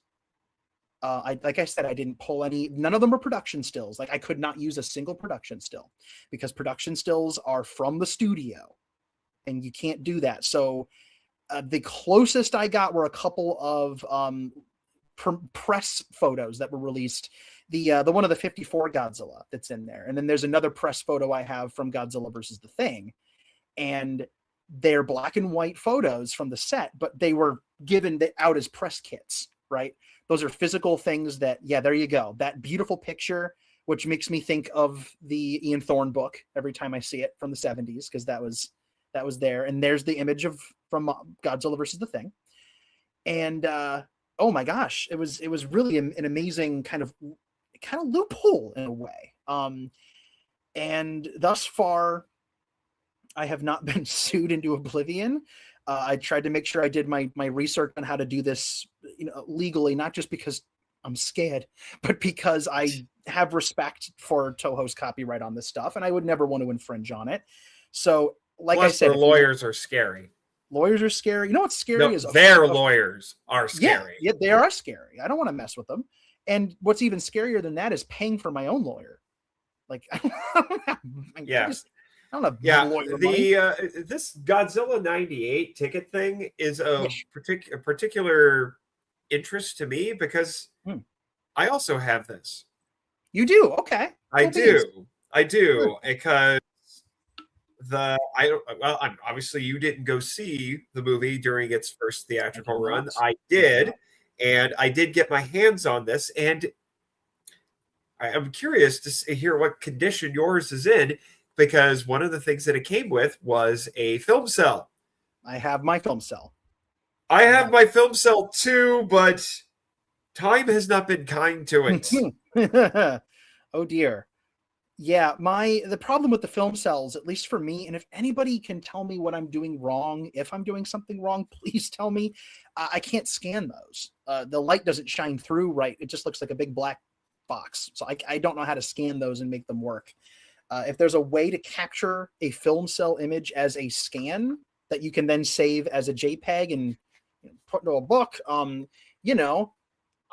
love to know. I know I could just Google it. I don't know why I didn't just Google. I'm sure there's a way to do it, but if anybody out there knows, let's have a conversation, because I was going to say at some point I'd have to go digging for it, but yeah, time has not been kind to the film cell, and it's not like I was getting it out constantly and leaving it out. It's basically been in storage for years, and anytime I pull it out, it seems like another bit of the image is just getting eroded away Oh, that's by the fingers of time. And I don't know, maybe I just wasn't looking at it right, but I would get out and I look at it as like, that looks vaguely like a giant iguana. That's funny. I actually just recently came into possession of some film cells from Japan from Gamera 2. And I have been trying to find a way to preserve it in some way. Like, I mean, I could hold it up to the light and take a picture, and I'll probably do that, but I want to try to like scan it because I've been trying to do, pardon me, I've been trying to do some archival work to kind of preserve some of this stuff. One of my next big projects is going to be digitally archiving all of my VHS tapes in some way, front, back, top, bottom, the actual tape label, all of it. I'm going to archive all of it and just have it all digitally in some way. Preserve all those crazy synopses that make no sense, and talk about your next book is going to be a Godzilla VHS like photo book. That is a plan. With a giant chapter on the many tapes of Godzilla versus Megalon. The Strange Case of Godzilla versus Megalon will have its own thing. That is a plan. I have no immediate plans to like just do it next week, but a goal of mine is to archive all of these, kind of like what Sean Lincoln Beck did with his poster book, but to do it for home video releases. Yeah, I think that would be wonderful. I got to tell you, this is completely off topic, but the best back cover copy for anything kaiju or kaiju adjacent I have ever seen is for the Warder Archive edition of The Last Dinosaur. Whatever intern wrote that, I would say give him a raise, but if he's an intern, it's like, no, Warner Brothers, you hire him right now, because that back cover copy was brilliant. It was. I am familiar with that, and it's amazing. I actually don't know where that originates. It might not originate at Warner Archive. It might have been older, but well, whoever wrote that, genius. Yeah, genius. He deserves a prize. I'm just saying, go out, because that if you find the listing on Amazon, that is what it says in the product description, so you can find it there, so you don't have to buy it, or you can listen to. I've recorded a solo episode because it was a Patreon pick for The Last Dinosaur, and I'm like, this is so good, I'm just going to read it on the air. Just like, oh yeah, here's your synopsis. It's like, you want a synopsis, kaiju lovers? Here you go, and I just read the back cover. Yeah, it's pretty great. It's pretty great. It was brilliant. There is an art to back cover copy. There is, and I feel like people don't appreciate it. They don't, because it's very disposable. It's back when you and I were but youngsters, before there was no internet movie database. This is all we had, man. Right here. This is it. The back cover copy of a VHS tape or a DVD or a book or anything. That's all we had. And this was your Friday night. This was supposed to sell you on it and make you part with your money at a Suncoast Video or a Blockbuster. If you were going to rent it, you had to sell somebody on this. So it's very important, and you can't be too crazy with it. Well, and what's really funny is I remember there would be those rare instances where I would find a VHS tape and there was no back cover copy. It would just be pictures on the back because they're like, oh, you know what it is. You picked this up because you know what it is. Yes. The first one that comes to mind was Batman 89. Yes. There's not even Batman 89 has no copy on the back. Nope. You find that VHS, it's just, and it's that minimalist poster that's just the Batman logo, and you pick it up and you look on the back, and it's just a few screenshots from the movie, no text. Yes, it's like the thing that was just like, we know why you got this, because it's Batman. Because it's Michael Keaton, and it's Batman. It's Batman. That's good stuff. Maybe the next. We don't need to tell you anything about this movie. You know what it is. Oh yeah. I think that's about all I have to say on the images. Yeah, it was great that stuff. answers I your was wondering, question. you must have a very large scanner. That's all I have to say. I went to my local library and used their scanner. And it's a pretty decent. So one little bit of inside baseball before we can move on. We're sitting at 3 hours. Is when you see some of the larger images in there, like the posters. I think the largest poster I scanned was like a full 17 by 20 something. It was big, so I had to scan it in chunks, and then I had to digitally stitch it together into one picture. So if you look at the big images, like the Godzilla poster that's like right there at the front, or the Son of Godzilla poster, things like that, what you're looking at is about 8 scans that I stitched together. And what's kind of ridiculous, and this is going to make me look a little incompetent, but what else is new? I don't have Photoshop. I don't have any kind of image editing software. So I literally just saved them all as JPEGs and put them all in a Word document and scooched them together until they were one picture. And then I just saved each one and grouped them into one image, rotated it, cleaned it up, and saved it again as a JPEG, and it was done. I didn't need Photoshop. Sir, get thyself a Canva account. I don't make Canva money. I'm a marketing company. No, you can get Canva for free. I know I can. I don't have Photoshop money. Canva, I've used Canva before, and it's good. I love Canva. Yeah, it's very. I have switched to Canva for the last like couple seasons of the podcast, and I'm like, oh my gosh, this is so much better. I've been annoyed with how esoteric and needlessly obtuse Adobe programs have become. Yeah, there's a lot going on there. But that's a rant for another day. It is. Yeah. But yeah, I think that is honestly one of the best things about this is this middle section. And it's in color, as you've been seeing too, which is another thing that I've really appreciated. And that you got a representation of every movie in here. I think, did you get the anime trilogy in here? There's one image in there for the anime. Yeah, right here. One image. Okay. With Godzilla Earth. Yeah. So you got them all in there. You got Singular Point and all that. Yep. Everything. And it's technically up to date because that's the latest Godzilla film at the moment. Yes, that was the other thing. That's one of the things I pitched this to the publisher on, because even though it was offered to me, I did have to put together a formal pitch. And one thing that I put in there was, this is going to be up to date. This is going to have all the stuff that's been released. I'm going to talk about the TV shows. I'm going to talk about all the stuff that I can possibly fit in there. And it's going to be as up to date as possible. And as of right now, it is up to date. At the end of this year, no, it will not be. But I'm just saying, maybe in, I don't know, 5-10 years, pull a John and do a second edition. I would love to do that. I would love to do a second edition once there's enough material to do so. I was gonna say, do you have Monarch in there? Yes. Oh, okay. I haven't gotten that far. And it ends with a tease of like the second season. I was actually able to add that at the last minute before the book went to press, because the announcement of the spinoff happened and the dates for season 2. So I was able to kind of sneak those in at the absolute last minute to make it up to date, and put the -0 title in as well. Because when I wrote the book, we knew that there was going to be a sequel, but we didn't know what it was called.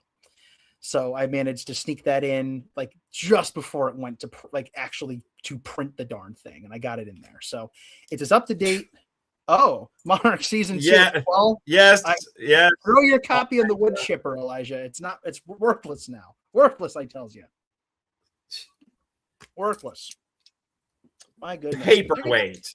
It's officially a paperweight now. Paperweight. I've been using my copy to prop up my desk because one of the legs on the desk is a little wiggly, so I just kind of eater it in there, and I don't do that. That's a lie. That's a complete lie. Don't worry. I would not do that. I was going to say, why would you abuse your own book like that? I would never do that. I'm like super careful with my books. Like, I was going to say, I'm more likely to believe that you're going to be like, I love you, Cinema. I think you're going to cuddle with it when you go to bed. I don't. I mean, are you cuddling with your copy? I did. Okay, I'm leaving. This interview's over. Yeah. Good Lord. Danny is a book abuser confirmed. I slander, sir. I don't even like. I read my books like it's like I don't even like cracking the spines. I'm like weirdly anal with my books. Like I don't know, man. Like this one is like this is my copy. I'm just kind of carrying around, right? So this one's gonna get a little beat up, and that's okay. But I don't crease my covers. I don't like. I'm very careful. Like weirdly careful with my books. So, Right. Right. I don't know. This one. Well, this one will you get better- a little bit of. You better bring a Sharpie with you to G-Fest in a few months. Okay. One little story before we move on. So I was going to say, because I'm going to be asking for a signature, and there's probably I will start a betting pool. I will start a betting pool with all of our friends. All right, guys, how many signatures do you think Danny's going to give out for his book at G-Fest? Oh my gosh. For the entire weekend. I will start that betting pool. Send your answers to jimmysucks@gmail.com. That is not his email. That is not his email. That is not his email. It's actually a little bit more profane, and I edited it. Yes. So, this is a family show. 11 billion says 11 billion signatures. 11 I'm billion. sorry, Mr. Reeve. That's not a real number. Yeah, I mean, maybe we'll break a record and 11 billion will be canonized because of 16. 16. Ah, that's a low ball, and you know it. I would be thrilled with 16. I'm not willing to go triple digit, but I'm thinking triple digit. I'm not willing to go triple digit, but okay. I'm thinking, you're not willing. Okay. I'm thinking minimum 30. Minimum 30. So I've signed a couple so far. I signed one that I'm just talking about GFAS, but no, I know, but like just recently I've signed a couple for family members, and then one friend who I met for dinner the other night, and she brought a Sharpie. And no, Elijah, no. I'm not putting that on the screen. I refuse. It's for the best. That meme is dead. No. I mean, he could have added 2 to it, and it could have also been bad, but we're not going to. Yeah, that would have also been bad, but at least I could have quoted a classic 90s movie. You'll 90s? Never know, listeners.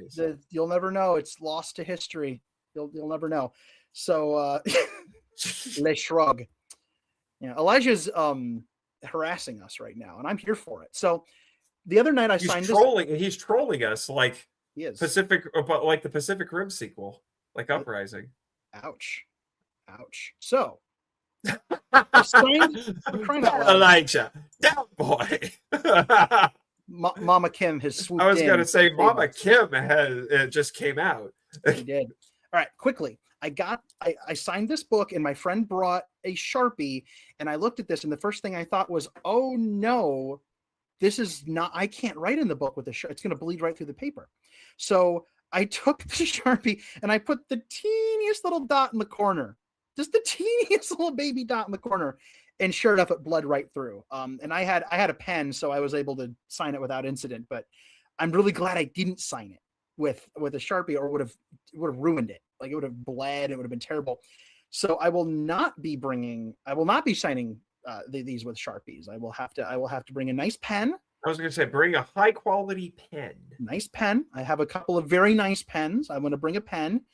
Oh, he's bringing you a fine point Sharpie. Ooh. Okay. The last time somebody signed something for me with a fine point Sharpie, it was a movie poster at G-Fest, and it ripped the poster. So I'm a little. We'll see. It's fine. So the fact that like people have messaged me and said, I'm going to bring my copy for you to sign. I'm going to bring my copy for you. I've gotten so many of those that it's dizzying and wonderful. And it hasn't fully sunk in yet. You know, like people are messaging me and saying, well, okay, they're saying a few things. One, I bought your book. That's already, wow. Thank you. And they're saying, I'm going to see you in a few months at this convention. Could you please sign it for me? And I'm like, what is my life? What's happening? Really, I have no words for how profoundly that touches my heart. Like the fact that somebody would want me to sign anything, much less a thing that I wrote that they bought.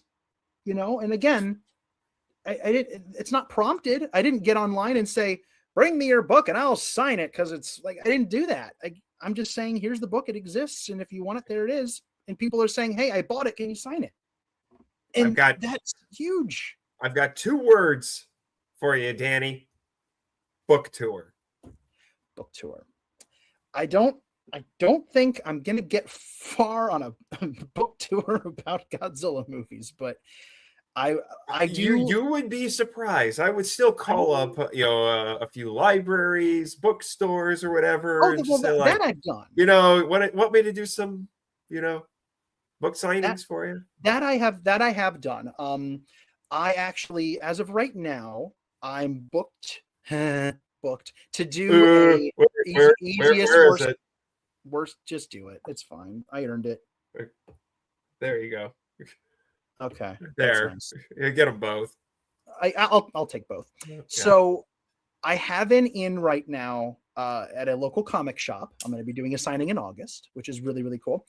There are 2 or 3 local bookstores around me that I'm going to be inquiring about. And a few of them have, like, my friends have called them because they know the owners, and they're like, I know a local author. And it's really flattering.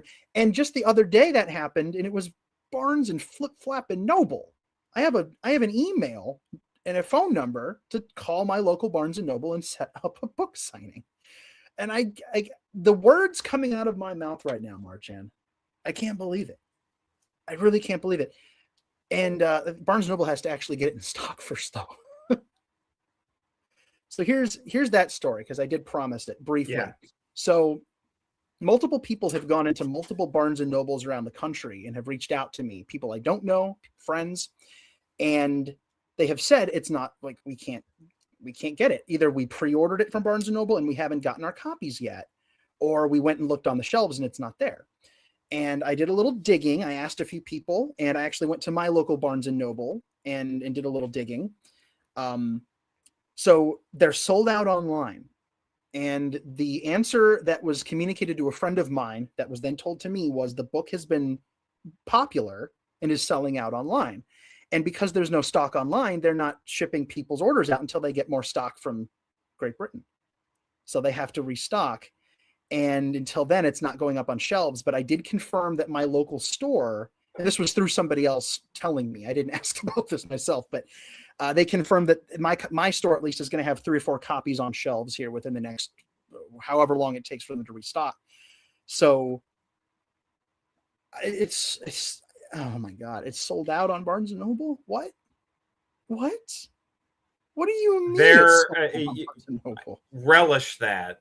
There are not very many people who can say their first book sold out. No, they really, they can't. And I don't even, like, the words I'm saying right now are not computing in my brain, like, how is that real? How is that real? And then I have a friend up in Canada. This is funny because this touches on a very personal topic for you. So I have a friend up in Canada who ordered it off of Amazon Canada. Mm-hmm. And he couldn't get it either because it sold out there too. The only copy currently, at least as of last week, it might be different now, the only copy available through Amazon.ca.Canada was a used version for $130. Somebody scalped my book, Marchand, for $130. And the weird thing is, I've seen that for my books too, and I'm like, what are you doing? Like, I don't know how people get away with this, but like, I mean, I hope nobody buys the dang thing. It's $130. You could get 4 copies or something for that amount of money. Please don't buy that.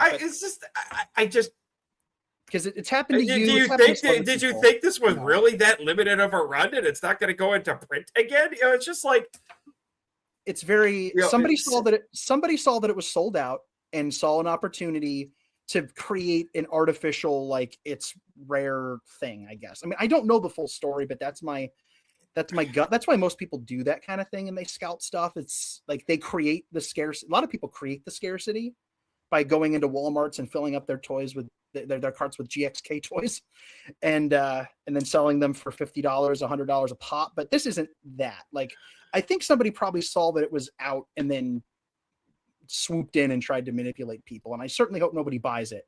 I hope so too. But I'm just That's thinking horrible.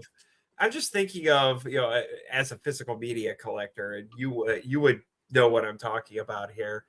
Even if something is not officially out of print, if it's suddenly not in stock, somebody will be like, "It's out of print," and then they'll start scalping it, and then 5 minutes later, it's available on Amazon again at retail price, and it's like, you, sir, look like an idiot. It's like the Looney Tunes where the cartoon character stops mid-sentence, looks at the Are camera. you kidding, Elijah? Not as bad as... No, he's not kidding. That's real. Wow. The Sony Blu-ray is... I have a $1,200 Blu-ray set sitting on my shelf. You have a $15 to $20 Blu-ray because nobody will ever pay that, nor should they. But no, it's. Like I have discovered listings on eBay with somebody attempting to sell all 4 Big Bad Beetleborg DVD sets. And I think they're either like new or new for the low price of $2,000. That's a steal. That's a steal. That's so low. That's like way too low. They got to hike that up. I'm thinking 5 figures. Come on, let's bump it up a bit here. But yeah, it's the book is I think it's got there's 1 copy left on Amazon UK. They have to reorder more there. There are a couple of other spots where it's running out of stock. So it's kind of insane. So my next order of business is before they completely goober it up. I got to go right to the publisher and get copies for GFest to bring. I got to do that before they're I'm toast. So I got to do that. But the fact that there are a couple of places where it's getting scarce right now. It's only been a week. It's been a week and a pinch. It's been about 10 days.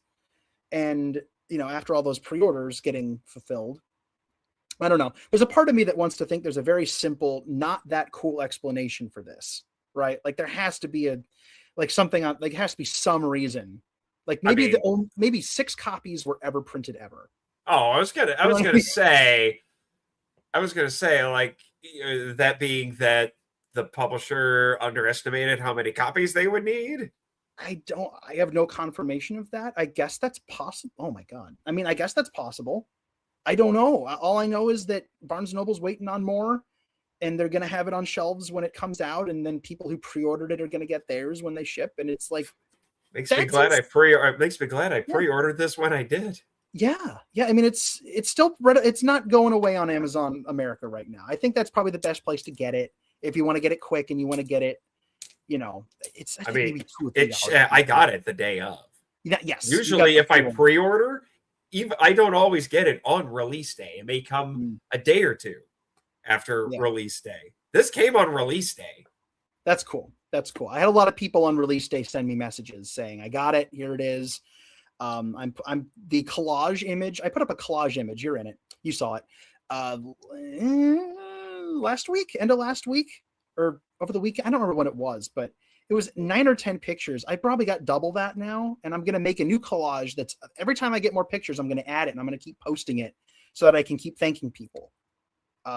Every person who has reached out to me in a public way, they tweeted at me, or it's a Facebook post or something, I've shared every single one.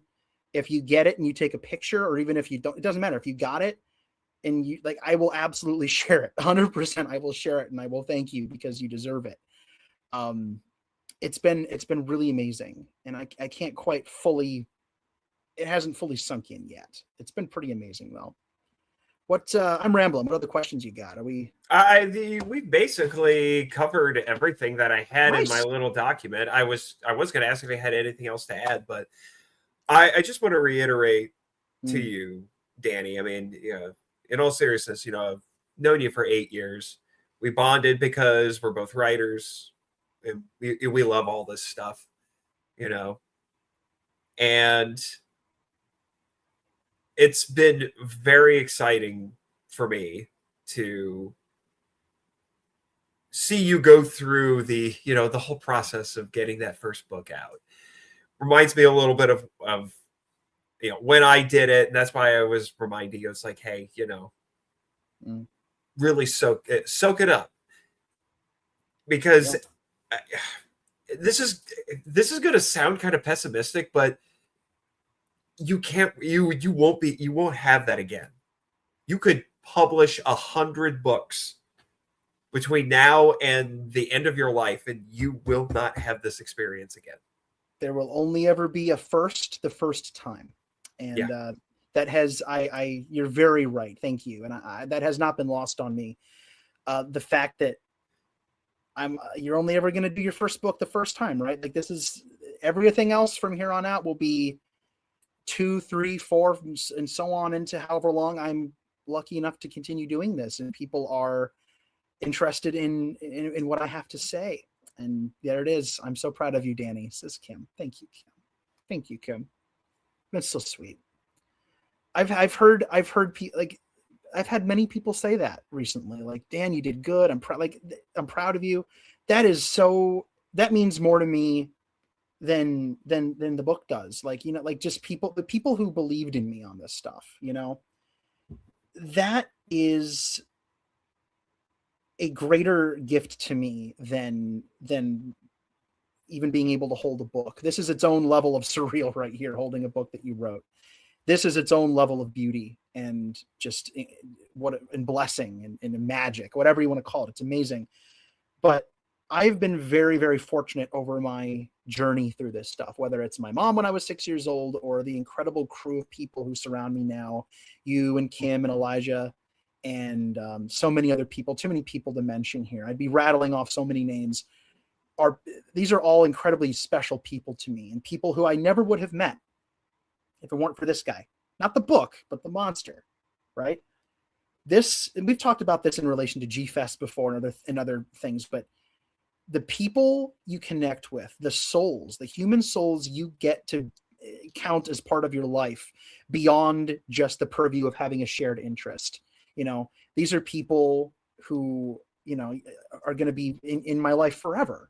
And this was the gateway, but it helped me meet people, and it helped me, it brought special humans into my life.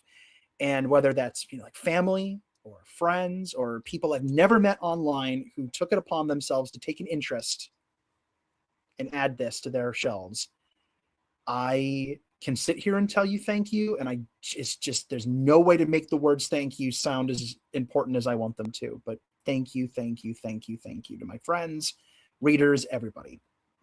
You have given me a tremendous gift by believing in me, and your belief in me is in this book. It is woven into the fibers of this book. And I owe the people in my circle everything for this. I really, truly do. This has a lot of other people in it too, not just me. So that's my final thought on that. I'll say that. Is this the part where we play the video? I think it is. I think we can finally play that little video if we'd like to. Just give me a second here to pull it up. All right. Hopefully, while you're looking at that, I'll read Elijah's comment while you're. Oh, okay. I'll put it up there if you want to address it. I was going to wait. I was like, I don't want this to buzzkill the video, but here you go. Elijah sucks dookie, but the people who are around you love what you do and believe in your work. JFest is even hosting you for an interview at the convention. Yes, they are. I can officially talk about that now. I was going to say we can actually say that. We can actually say that. I haven't talked about my GFest stuff yet, but I might as well now before we hit play. I don't even know how to say this and not like get choked up, but like I'm being interviewed at GFest, and it's on Friday. It's basically opening the show after I've been going to GFest since 2012. And I've seen so many people be interviewed at GFest of all different walks of fandom and, alumni from the movie, all this stuff. And I'm going to be interviewed at GFest. I have no words. I have none. And you are not Dookie, Elijah, nor do you suck it. That's a sentence I just said. That's a sentence. All right, let's fire this up. Well, do we want to talk about Well, we'll save that for after this because it's actually kind of relevant because this was at the writers panel. This was at the writers panel. Yep. Last but not least, my goodness, where to start? First of all, names, that's simple. My name is Daniel DiManna. Oh my God. Bless you all. Thank you. My gosh. Among other things, I am an incredibly lucky, blessed human being to get to do what I do with writing. For 7 years now, I have been purveying over my baby, which is the Godzilla Novelization Project. I was nervous. A lovely, fun thing I get to do online. Certainly couldn't earn money off of it, but it's been a wonderful excuse to turn the Godzilla films into prose novels. But outside of that, I am very fortunate to be a professional writer in real life. I am a marketing. Gosh, I forgot how stacked that panel was last year. Outside of that, I So many cool obviously people. do this for fun, and then professionally, I have co-written audio commentaries. I have written some liner notes. I've written lots of articles for a few magazines. I have some essays that are going to be in some books coming up here soon, and a couple of projects I can't talk about quite yet, but one that I can. Because how long have I been doing this panel with you guys? This is like the 4th or 5th year? Yeah, 4th or 5th? I want to say 5th. I was going to Fifth say, year? when was the first? I can't remember. Was the first time you were on it? Was it here at the Hyatt or back at Crown Plaza? It was at the Crown Plaza, so it's maybe 2022, I think. So this would be the 4th year I've done it. I think that makes sense. No, because I don't think they've been at Crown Plaza since before COVID. Well, it doesn't. I think this is my 4th writers panel. Yeah. And most of what I do is via magazines, or it's something that you hear, or it's something that you read, on your phone or on your computer. It's not physical. So I've never had anything really physically to show off here with all these great writers, with all these books. And I am incredibly happy to say that changes today, because coming up next year, I will have a book in print, and it is not just any book. It is a dream project of mine. It is a history book on the history and the thematic depth and meaning of the Godzilla franchise. Coming out from Font Hill Media. Ladies and gentlemen, V Cinema. The yellow cover. The yellow cover. This is about where I peed my pants. I don't know if you can tell, but my face changes. I'm kidding. I know. Obviously. There you go. So this will be it'll be coming out in February from Font Hill Media in the UK. And that means that if you have questions about published Godzilla stuff, I can now answer it. So yeah. Say I have questions. Yes, I'm sure you do.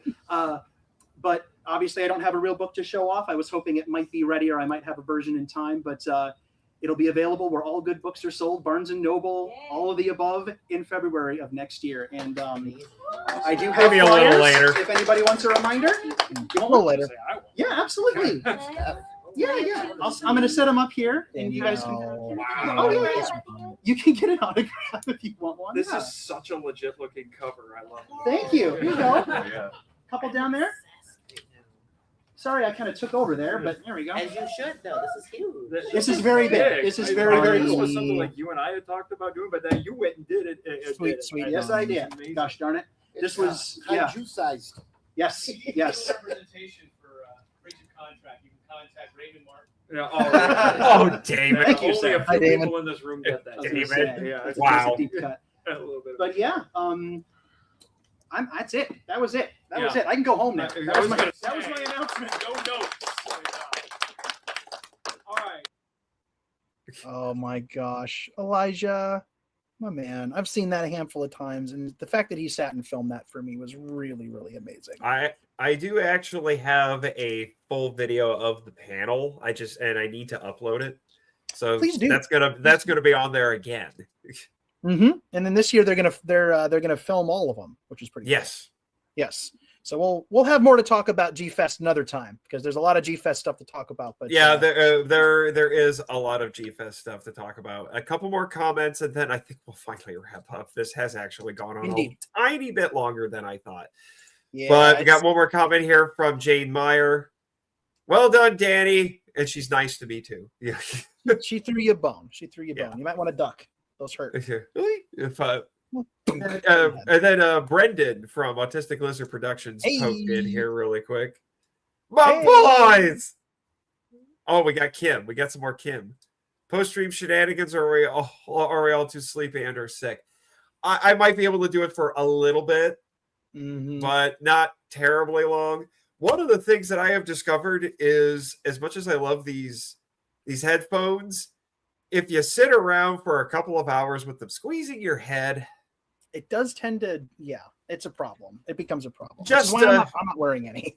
Yeah, just a tiny bit. But I would do my shameless self-promotion, but at this point, I'm just going to tell people to listen to the credits, because this isn't about me. It's about you, Danny. So what else do you want to, tell the peoples? Well, besides, I wrote a book. That might have come up a few times over the last 3.5 hours.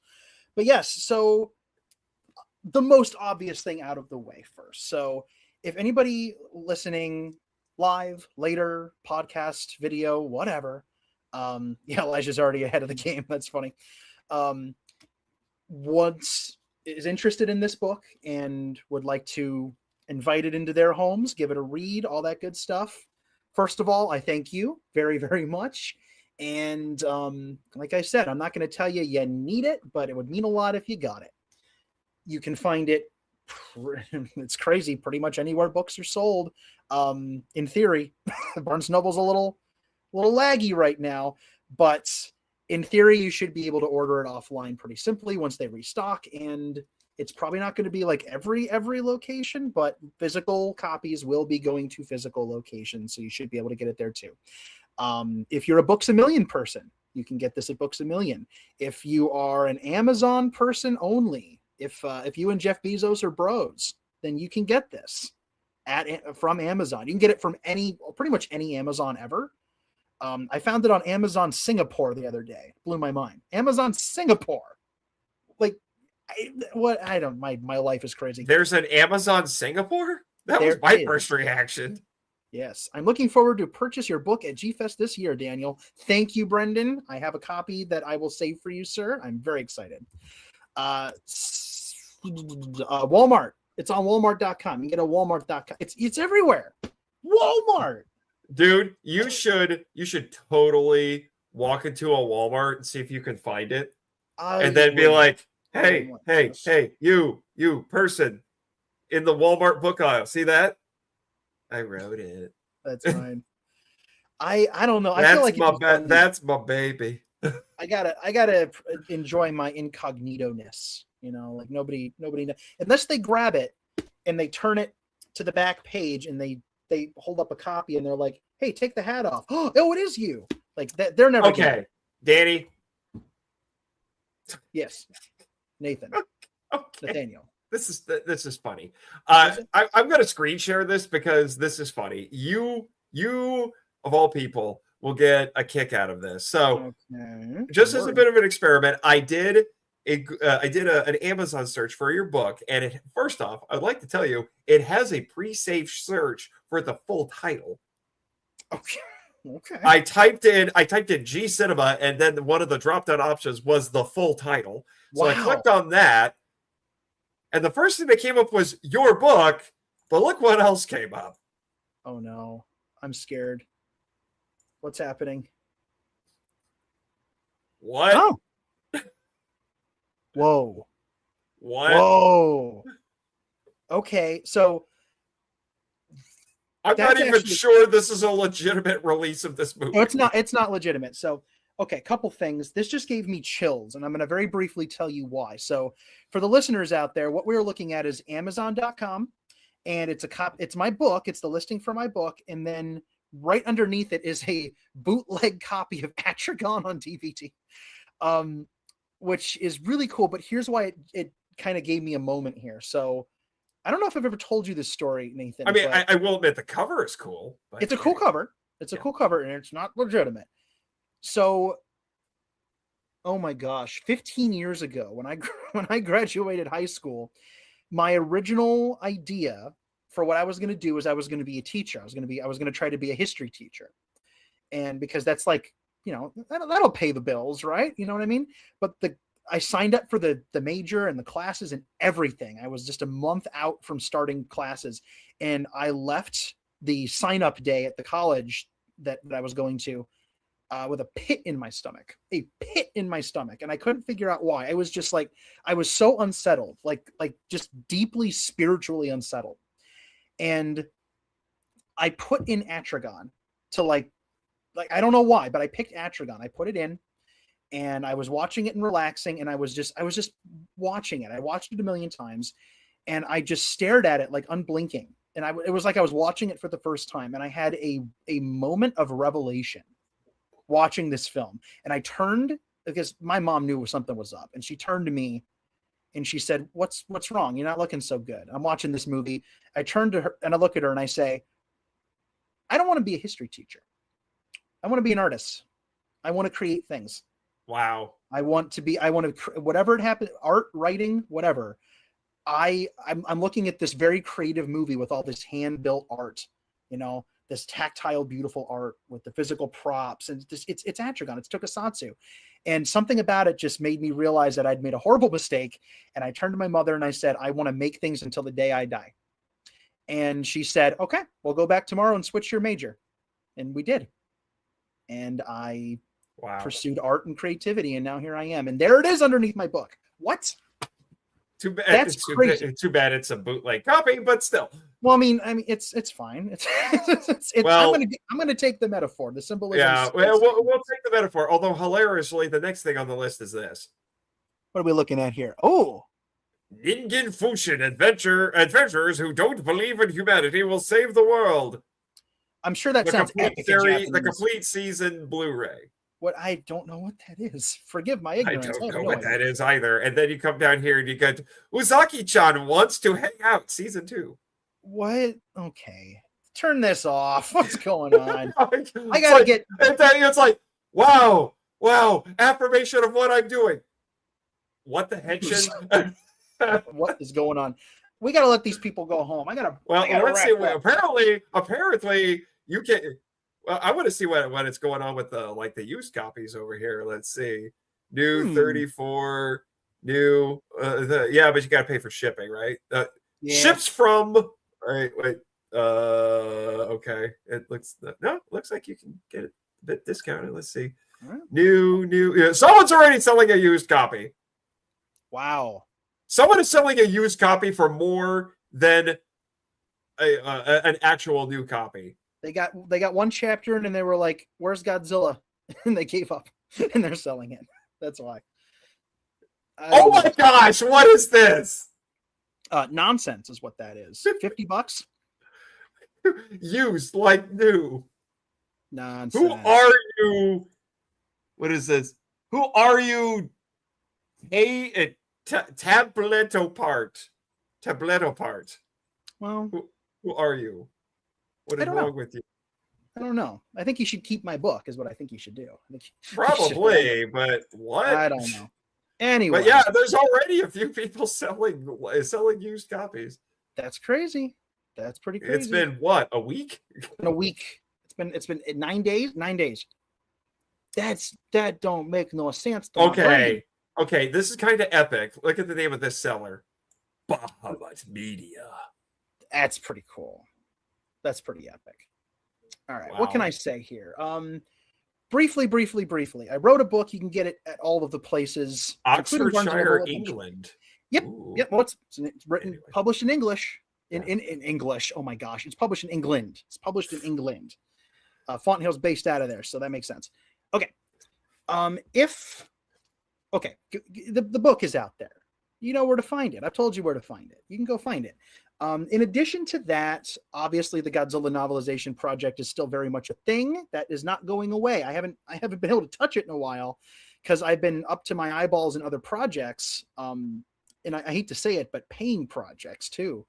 I just bought a new car. I need to pay off a car. So, it's kind of helpful. But the Godzilla Novelization Project was, is, and forever will remain my baby. And I have big plans to do stuff with it this year. I do. I promise I do. If you want to follow along with my crazy Godzilla journey and look for updates on the book and future projects and the GNP and all that, the usual places, head over to the artist formerly known as Twitter and thanks me And check me out at Danzilla93_GNP. Elijah beat me to the punch on that. He knew what was going on. Also, Facebook is there. Probably before the end of the year, I will have an author website set up for myself. I'm overdue to do that. Yes. Very overdue. Yes. And probably an author-specific Facebook page and Twitter and all that good nonsense. I don't know. Probably Donnie recommended I get my Instagram working again. I don't want to do I don't like social media. I'm weirdly good at it, I think, but like I'm not a social media person. So adding another one is like pulling teeth for me. I don't even, oh my gosh. I don't even, the ones I have right now for the podcast drive me nuts. I'm like, this is on the cusp of as much as I'm willing to manage. And yet here I have people who are like, you should start some of the same ones for your author stuff too. And it's just like, do you really want to double how many social media accounts I have to manage? No, it's not worth it. That's why I've done all my promotion through the GNP. It's talking to the audience that's already there. I don't need anything else, but I am going to get an author website set up because I do really need to do that. So in addition to that, I mean, I'm all over the place. You're going to hear me on the Monster Island Film Vault here pretty soon and on a couple of upcoming episodes. You're going to hear me voice acting. You're going to hear me guest hosting. Next immediate thing on my list is G-Fest, which I will not get into here, but I'm going to be doing a lot of cool stuff, and I'll talk more about it later. The one thing that is relevant, and I'm going to do a little announcement, whether it'll be a video or just audio, I'm not sure yet. But we are allowed to announce this. But something that is relevant to everybody, regardless of which channel you are watching this on, if you come to G-Fest, as of this year, officially, Danny and I are the new full-time proprietors of the Kaiju Writers panel at G-Fest. It has now been officially and fully passed on to us by our dear friend Neil Reevy. So we will be running that again this year. That will be on Friday, and we are still going to do the seminar portion on Saturday. We're still working out some details about that. It will not be nearly as intensive because I think everybody would like that. Yes. Because Danny and I are in the top 3 busiest panelists of G-Fest this year. A lot of panels. And we less don't, than last year, but yeah, and we don't want to die. We don't. Yeah, I don't think I would die of exhaustion. It would probably be excessive caffeine intake if that is possible for me. True. But G-Fest is going to be busy. It's going to be fun. The writers' workshop and the writers' panel is always a highlight. I'm looking very much forward to answering people's questions about the book because I now have some insights that will hopefully be able to help people and maybe answer their questions and inspire them to do stuff like this too, which is really cool. Lots going on there. Goodness. I have so many writing projects that I'm cooking up right now. I have so much going on.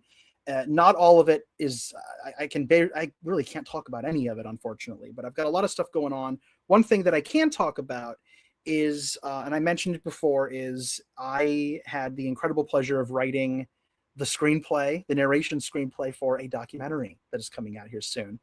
A documentary that I also, oh my God, I've done so many things. Like I wrote it. I'm a creative consultant on it. I'm a historian. I'm a producer.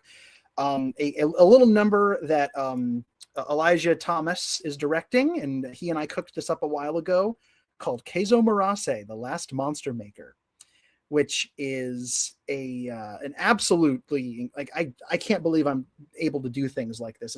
It's just amazing. It's such a gift.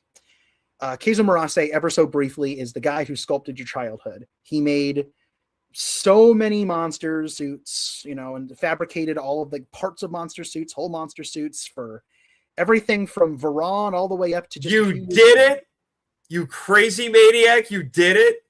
He did it. Coming to theaters, Mother Trucker theaters. Let me know. I will get it. I will get it played at my local art house theater. Please do. If we can make that work, there's still a lot in flux right now. But as of right now, it's a feature. By the way, it's a feature-length documentary.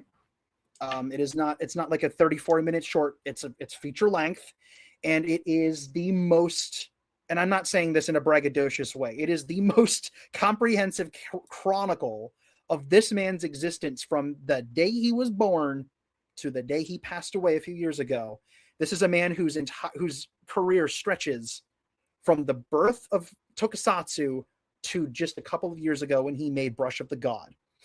And it is the most exhaustive chronicle of his life ever made. I'll just knock that over. That's fine. It's absolutely amazing. The amount of material out there that we were able to gather and the people that we were able to get involved, including his family, who were generous enough to give a full blessing to this project. There's so much to talk about, too much to get into here. But this is an absolute dream project. It's our chance to pay homage to one of the a crucial pillar of why you love this stuff, right? This is the man who made the costumes. This is the guy. And he's no longer with us, unfortunately, but we wanted to pay tribute to him, and we have done so in, I hope, a way that is, worthy of his memory. It is called Keizo Murase, The Last Monster Maker. Elijah Thomas is the director. I wrote it. We have a great team of people working on it, and it is going to be the co-feature on the Brush of the God Blu-ray coming out from SRS Cinema that we talked about before. So that's happening, and yes, we can't say too much, but per Elijah's comment, coming to theaters, more info later. Kind of crazy that I'll have a film I wrote and a book I wrote released in the same year. Kind of bonkers. There's Brush of the God. For the listeners, we're looking at a picture of the Blu-ray as available on the SRS website. The beautiful Bob Eggleton artwork. But that's my big extra plug right now. I'm hoping that the next time we all get together, and maybe at or after G-Fest, I'll have more cool things to talk about. Right here. But there it is. In addition, 90-minute documentary on Keizo Murase will be included in the extras. Yes. And that should be coming soon, guys. I mean, that should be coming soon. Cover by Bob Eggleton, by the way. It's beautiful artwork. It's a stunning painting. It's just amazing. And I could get lost in that painting. And you're going to get lost in the movie too. Anybody out there who hasn't had a chance to see it yet, Brush of the God is out flippin' standing. And it is the honor of a lifetime to have anything that I touched on that disc at all. It's going to be an amazing disc. To your point earlier, Nathan, it's going to be an amazing disc. I'm very excited for people to get it and to see the film and to check out the movie we made too. It's going to be cool. Well, there's so much more. Might have to do like a little live stream or something at the end where it's like, okay, guys, what's the best tokusatsu physical media release of the year? I'm fighting for Brush of the God. I think it could be. And I say that with all the humility in the world. If it turns out the way that it's shaping up, and there's no reason for it not to, this is going to be a really special release that above all is honoring an incredible singular figure in the history of this genre that we all love. It's going to be a tribute to him. We wanted it to be a tribute to him. So that's what we're doing. And it's going to be really cool. There's so much more I'm working on, and I could sit here forever and talk because I'm very ridiculously busy, but that's the most of it. That's the thrust of it. It's books and documentaries and conventions. Okay. One more thing. I lied. I'm going to be if you are in Dallas or will be going to Dallas. Oh yes. I have to mention this. I mentioned J Key earlier. Toku Toy Town, YHS on Monster Island, one of the best humans maybe ever. Such a nice guy. You can attest to that, Nathan. He's going to be one of the first people I go to at G-Fest. It's like, so what do you got? Yep. Give J Key your money, everybody. Do it. He did something so generous for me. I don't even have words to talk about how much it means to me, but I will be a guest of Kaiju Go in Dallas, Texas in mid-August. I will be I'm in Ohio, so I'm being flown in, and I'm going to be at the show on Saturday. It's a one-day special event with toys and art and film screenings, like official film screenings, sanctioned film screenings, and I'm going to be on stage introducing Ebirah Horror of the Deep, aka Godzilla versus the Sea Monster. That's a bucket list thing that I was actually like, I didn't even dare put that on my bucket list. Like, who gets to do that? So to Jay Key, if you're out there listening, I've thanked you about 1 million times. I'm going to thank you again right now. Thank you for this amazing opportunity. I cannot wait to do it. If anybody's going to be traveling down there or will be in Dallas at Kaiju Go, look for me. I will have copies of the book. I would love to chat with you. And come see Ebirah Horror of the Deep. And then go see Elijah, who will also be there introducing Monster Seafood Wars, which is an absolutely hysterical Minoru Kawasaki kaiju comedy. Also available from SRS Cinema on Blu-ray. Highly recommend that film. And Bob Eggleton will be there introducing Godzilla versus Hedorah, which is awesome. It's going to be a great event. And I'm pinching myself that I'm going to get to be a part of it. So that's it. That's my last thing. We got to let these poor people go to bed. We've been talking. Including us. Including us. I would also, bed is good. I like bed. Yeah. And I've got, another, wait, let me see. You got some. I'm on like page 160. So I got about 70 pages to go? Yep, something like that. About 70 pages. Yeah, about 75 pages. Pretty busy 70 pages. Pretty busy 70 pages. Nathan, before we go, I have to thank you now. This was a really, really lovely chat. Great questions, a lot of fun stuff to talk about after having this book kind of cooped up in my brain for years and not being able to talk about it for a long time. And now that people are actually able to read it, and you've been able to read it, it's been very nice and just really, really cool to hear people say, what they have to say about it and ask questions, and especially writer to writer, hearing some of your insights and your questions. Very deeply appreciated. This was a lot of fun. Thank you very, very much for having me come on and not just because we're pals, but because you invite me to talk about this book, because this is really cool. And I hope you continue to enjoy reading it. I hope you do. I hope it reminds you. This will be relevant by the time you finish the book. And I won't say any more than that, but I hope that it helps remind you, because we all need it sometimes, that Godzilla is special, and loving Godzilla is special. And because he's a part of your life and you care about this stuff, you are special. That's the ethos of the book. And if you take that away from it after having read it, then I will have done my job. So thank you. You're welcome. And I think I have the best line to end this on, and I'll have you finish it, because you of all people will be able to. Maybe that's because Godzilla is inside each one of us.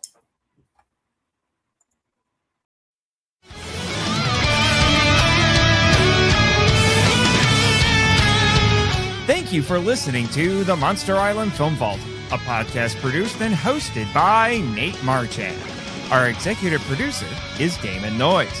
If you want to be heard on the show, we'd love to hear from you. So, email us at monsterislandfilmvault@gmail.com or leave comments on YouTube or Spotify. Check the show notes and monsterislandfilmvault.com for Linktree links to all of our socials, including our Facebook group and Discord server, The Markalite Lounge.